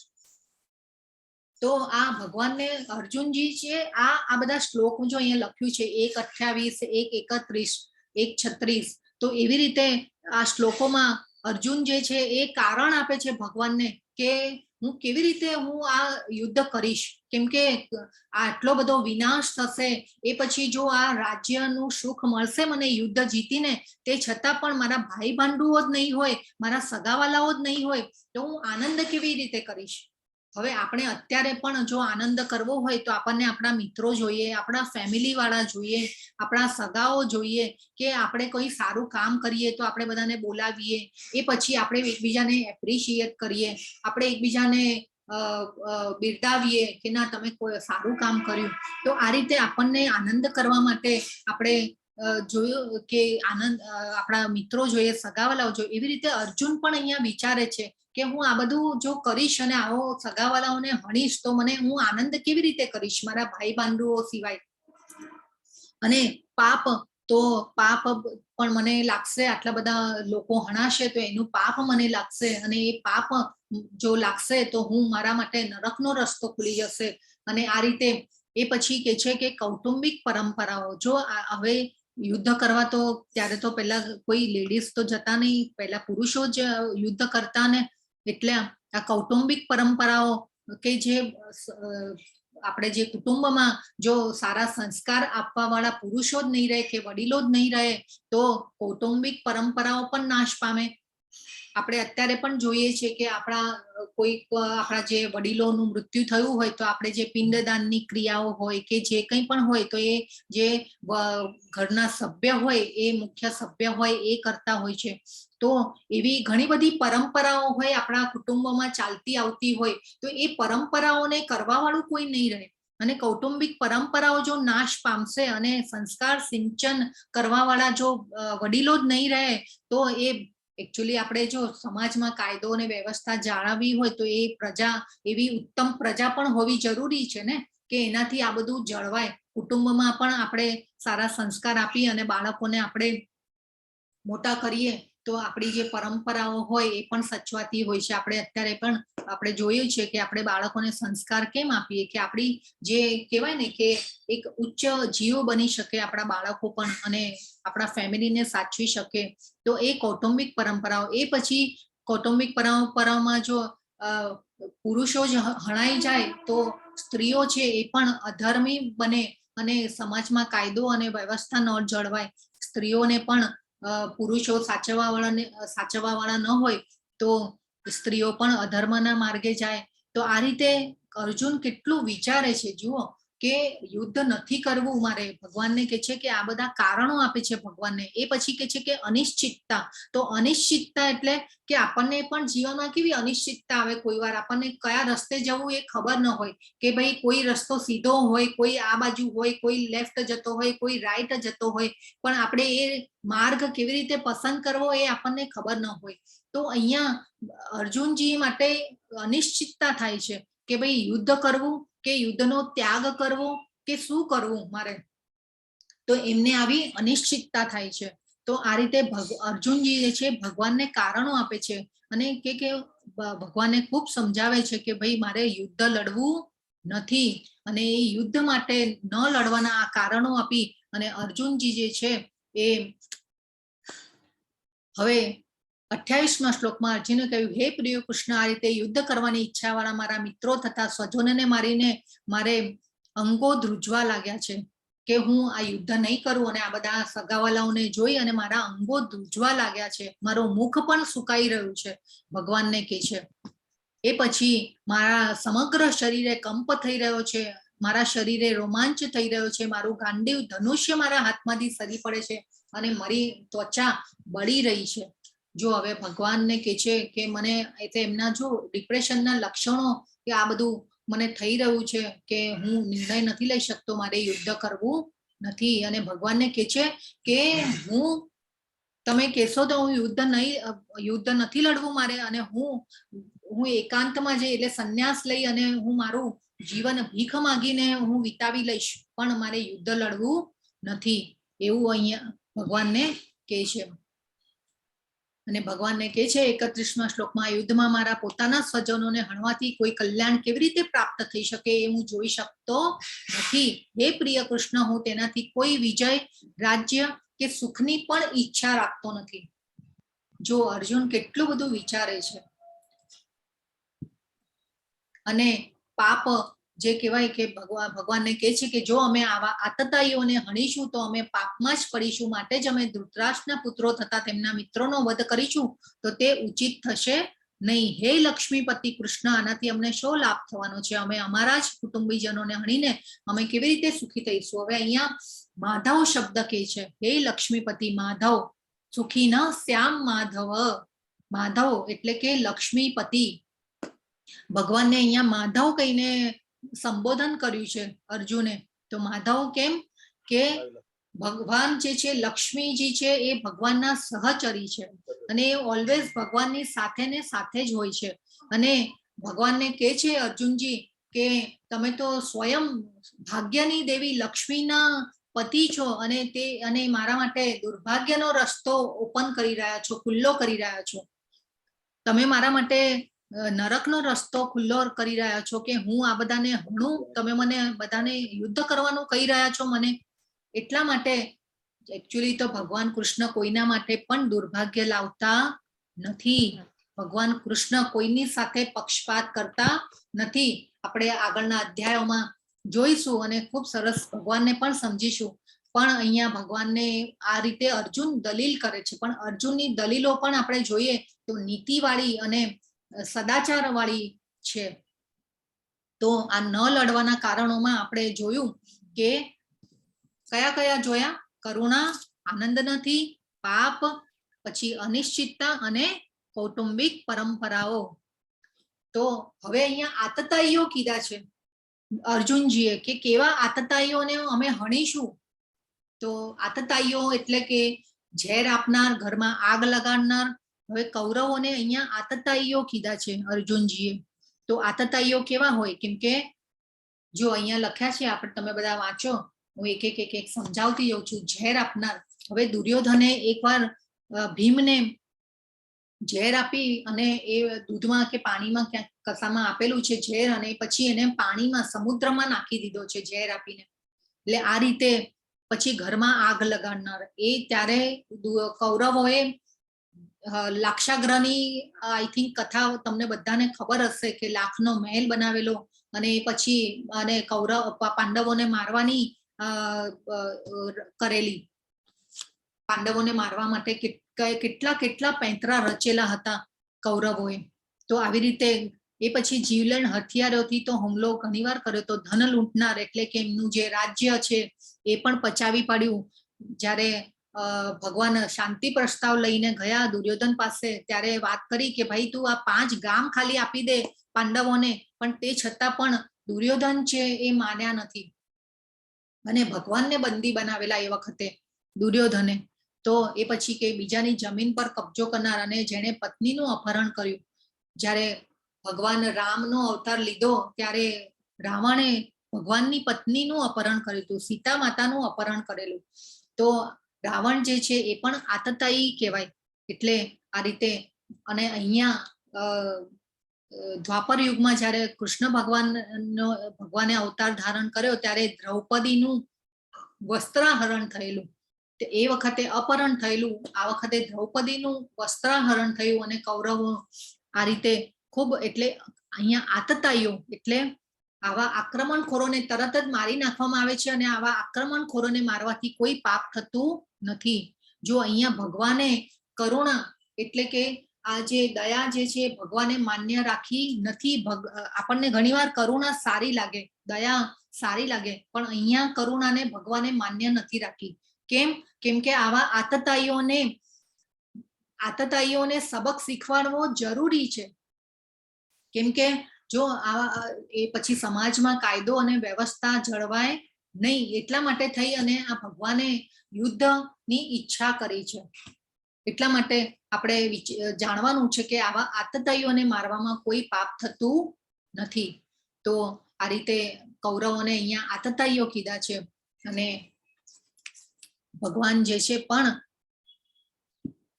હવે કૌટુંબિક પરંપરાઓમાં જોઈએ તો 40મા શ્લોકમાં હે કૃષ્ણ, જ્યારે કુળમાં અધર્મનું પ્રાધાન્ય થાય છે ત્યારે કુળની સ્ત્રીઓ દૂષિત થઈ જાય છે અને સ્ત્રી તત્વના પતનથી હે કૃષ્ણવંશી અવાંછિત સંતતિ ઉત્પન્ન થાય છે. એટલે અર્જુનજી ભગવાનને કહે છે કે જો કૌટુંબિક પરંપરાઓ અને જો કુળની સ્ત્રીઓ અધર્મના સાઈડ કે અધર્મના માર્ગે જાય તો એ પછી જે આવનારી પ્રજા હોય એ વર્ણશંકર પ્રજા ઉત્પન્ન થાય. એટલા માટે અહીંયા જે ન લડવાના કારણોમાં એક કૌટુંબિક પરંપરા પણ આવે છે. આપણે ધીરે ધીરે આ બધા કારણોને કાલે આ બધા કારણોના જવાબ આપશે ભગવાન કાલના અધ્યાયમાં. તો અનિશ્ચિતતા, તો અમે એ પણ જાણતા નથી કે અમારા માટે સારું શું છે, તેમને જીતવા કે તેઓ દ્વારા જીતાઈ જવું. ધૃતરાષ્ટ્રના પુત્રોનો વધ કરીશું તો અમને જીવિત રહેવાની ઈચ્છા થશે નહીં, છતાં તેઓ હવે રણક્ષેત્રમાં અમારી સામે ઉભા છે. આ દુર્યોધનની માટે થઈ અને અર્જુને રણક્ષેત્રમાં આવવું પડેલું અને યુદ્ધની ઈચ્છા એને છે નહીં, તે છતાં પણ લડવું પડે છે. હવે સંજયજી જે છે એ ધૃતરાષ્ટ્રને કહી રહ્યા છે કે રણ મેદાનમાં આ પ્રમાણે કહીને અર્જુને પોતાના ધનુષ તથા બાણ બાજુ પર મૂકી દીધા અને શોક સંતપ્ત મનથી રથના આસન પર બેસી ગયો. હવે અર્જુનજી જે છે એ એમને શોક થઈ રહ્યો છે, એમનું મોં સુકાઈ રહ્યું છે, એમના શરીરે કંપ થઈ રહ્યો છે, એ ધ્રુજી રહ્યા છે અને આ બધા સગાવાલાઓને જોઈને કે આટલો બધો વિનાશ થશે. અને કહેવાય છે કે 64 કરોડ લોકો મૃત્યુ પામેલા આ યુદ્ધમાં અને બધાને મુક્તિ પણ મળી છે. કેમ કે ભગવાનની ઈચ્છા હતી અને આ યુદ્ધ ભગવાનની ઈચ્છાથી થયેલું હતું. એટલે ભગવાને આ જે યુદ્ધમાં જેટલા પણ લોકો હણાયા બધાને મુક્તિ આપી છે ભગવાને. આપણે ધીરે ધીરે આગળ ભગવદ ગીતામાં ખૂબ સરસ રીતે સમજીશું. પણ આ બધું આપણે સમજ્યા, પણ અર્જુનની જીત જે છે એ નિશ્ચિત છે. એ કેમ અર્જુનની જીત નિશ્ચિત છે એ આપણે જોઈએ. તો અર્જુનજીની જીતના 9 કારણો છે. એક તો ધર્મક્ષેત્ર. તો ધર્મક્ષેત્ર એટલે આપણે જોયું કે એ ધર્મભૂમિ હતી, કુરુક્ષેત્રની ભૂમિ. કેમ કે ત્યાં ખૂબ જ એ પછી તો ઋષિ મુનિઓએ પણ તપ કર્યા છે ત્યાં. અને એ ધર્મક્ષેત્રની જે કુરુક્ષેત્રની ભૂમિ હતી એ ધર્મક્ષેત્ર કહેવાય છે. અને જે ધર્મની સાઈડથી ત્યાં યુદ્ધ જે કરશે એનો વિજય થશે. એ પછી છે દૈવી રથ. તો દૈવી રથ જે છે એ અગ્નિ દેવતાએ આપેલો છે અર્જુનજીને. અને એ દૈવી રથમાં એ 3 લોકમાં દૈવી રથ જાય તો ત્યાં વિજય એનો થાય જ. એટલે અગ્નિ દેવતાએ અર્જુનજીને દૈવી રથ આપેલો છે. એ પછી છે કપી ધ્વજ. તો અહીંયા આપણે જો જોઈ રહ્યા છીએ આ જે ધ્વજ છે એની ઉપર હનુમાનજી દેખાઈ રહ્યા છે. તો હનુમાનજી કેમ હતા ભગવાનની સાથે? હરે કૃષ્ણ. કોઈને ખ્યાલ છે હનુમાનજી કેમ હતા ભગવાનની સાથે? ઓકે, તો હનુમાનજી, હવે કૃષ્ણ ભગવાન જે છે એ કૃષ્ણ ભગવાન જ્યારે ત્રેતા યુગમાં રામ અવતારમાં આવ્યા ત્યારે હનુમાનજી છે ભગવાનના સેવક તરીકે સાથે ને સાથે હતા. અને અત્યારે પણ ભગવાનની સાથે ને સાથે હનુમાનજી ઓલવેઝ હોય છે. એટલે યુદ્ધમાં પણ ભગવાન કૃષ્ણ અવતારમાં આવ્યા તે છતાં પણ હનુમાનજી જે છે એ ભગવાનની સાથે ને સાથે હોય છે. એ અને બીજું કે લક્ષ્મીજી, ભાગ્યની દેવી લક્ષ્મી, એ પણ ભગવાનની સાથે જ હોય છે હંમેશા, કેમ કે એમને પાદ સેવનમની સેવા સ્વીકારેલી છે ભગવાનની, એટલા માટે ભગવાનની ઓલવેઝ સાથે હોય છે. તો આ જે કપિધ્વજ, અને બીજી એક ભીમની સાથે પણ કપિધ્વજની હનુમાનજીની કથા જોડાયેલી છે, પણ આજે 5:30 થઈ ગયા છે ઓલરેડી આપણને, તો આપણે એ સમજીશું. આપણે ક્યારેક નાનો અધ્યાય હશે ત્યારે એને સમજીશું. હું આજે જો કહેવા રહીશ તો ખૂબ મોડું થશે આપણને. તો અહીંયા આ ભગવાનની સાથે હંમેશા હનુમાનજી એમના સેવક તરીકે અહીંયા પણ આવેલા છે. એ પછી છે શંખનાદ. હવે શંખ, ભગવાનનો જે શંખ છે એને દિવ્ય અલૌકિક શંખ છે, એટલે એ શંખનો જે નાદ છે એ પણ એક વિજયનું પ્રતીક છે. એ પછી ગાંડીવ ધનુષ્ય. તો ગાંડીવ ધનુષ્ય ભગવાન ઇન્દ્રએ આપેલું છે અર્જુનજીને. તો ગાંડીવ ધનુષ્ય પણ એમની સાથે હતું અર્જુનજીની, અને આ જીતના કારણો છે, એમાંના એક આ કારણ છે ગાંડીવ ધનુષ્ય. એ પછી ત્યક્તા જીવિતા. ત્યક્તા જીવિતા એટલે નેગેટિવ પ્રિડિક્શન, અને નેગેટિવ પ્રિડિક્શનમાં જે દુર્યોધન જે છે એને નેગેટિવ પ્રિડિક્શન કરેલું કે આ જે યુદ્ધમાં એની સાથે જે લડવા માટે તૈયાર થયા એ બધાને એને એવી રીતે કીધું કે જો મારી સાથે કેટલા બધા મારી સાથે મરવા માટે તૈયાર થયેલા છે. એકચ્યુઅલી તો એને યુદ્ધમાં એની સાથે જેઓ હેલ્પ કરવા માટે દુર્યોધનની સાથે જોડાયેલા છે, અને એને એમ કેવું જોઈએ કે આ બધા મને જીત અપાવવા માટે ભેગા થયેલા છે અને મારી સાથે આવેલા છે, પરંતુ એ શું બોલે છે કે મારી સાથે મરવા માટે તૈયાર થયેલા છે બધા. એટલે આ નેગેટિવ પ્રિડિક્શન એ પણ એક અર્જુનની જીતનું કારણ છે. એ પછી મોક્ષદા એકાદશી. એ દિવસ જે યુદ્ધ સ્ટાર્ટ થયું એ દિવસે મોક્ષદા એકાદશી હતી. તો એ પણ મોક્ષ એટલે ભગવાનનું એક જે સારો દિવસ છે, અને એ ટાઈમે ભગવાન આપણે વાત થઈ ને કે ભાઈ બધાને મોક્ષ મળેલો છે, તો એ મોક્ષદા એકાદશીનો શુભ દિવસ પણ એ જીતનું કારણ છે. એ પછી ભાગ્યની લક્ષ્મી. ભાગ્ય લક્ષ્મી એટલે શ્રી જે આપણે કહીએ ને શ્રી લક્ષ્મી, શ્રી આપણે જે શ્રી એટલે કે વિજય, અને ભાગ્યની લક્ષ્મી જો માધવ કીધા ભગવાને.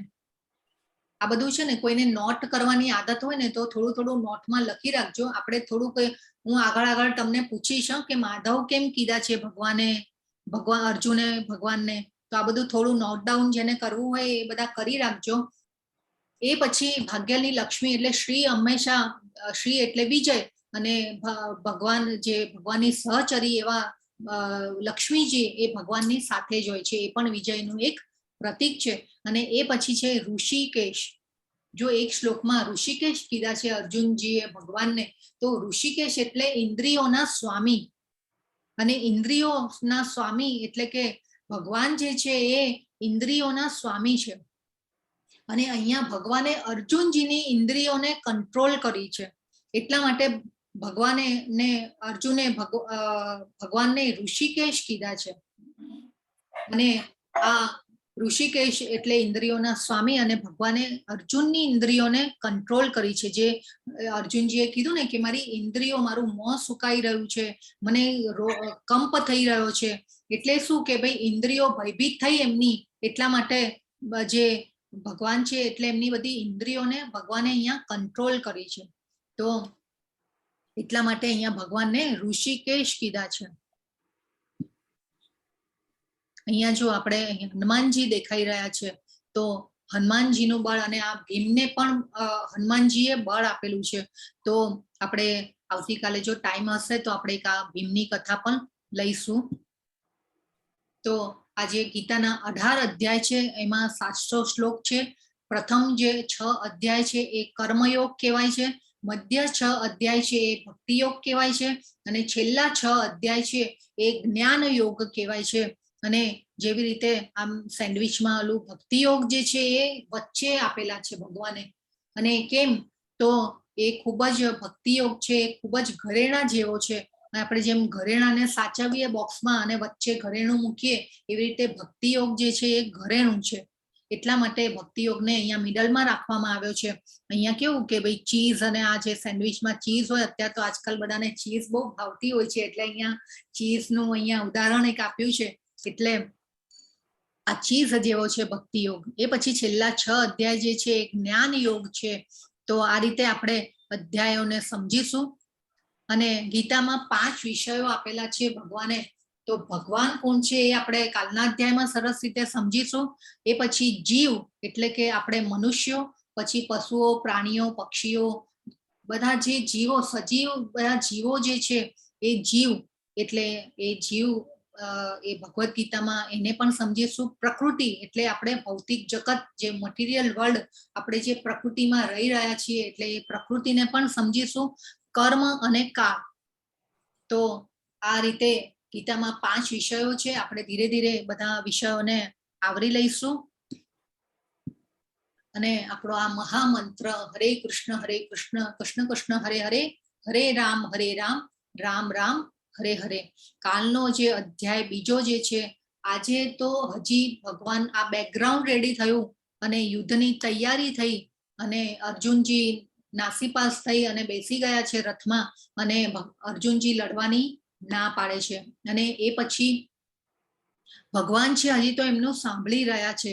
અને કાલના હજી 5-6 શ્લોક સુધી ભગવાન સાંભળશે અને બોલવાની શરૂઆત કરશે. એટલે મેઇન હીરો જે છે આપણા કાલે કૃષ્ણ ભગવાન, કાલે એન્ટ્રી થશે ભગવાનની.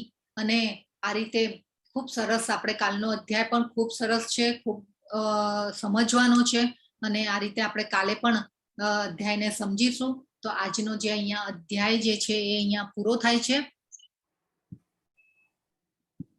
હરે કૃષ્ણ.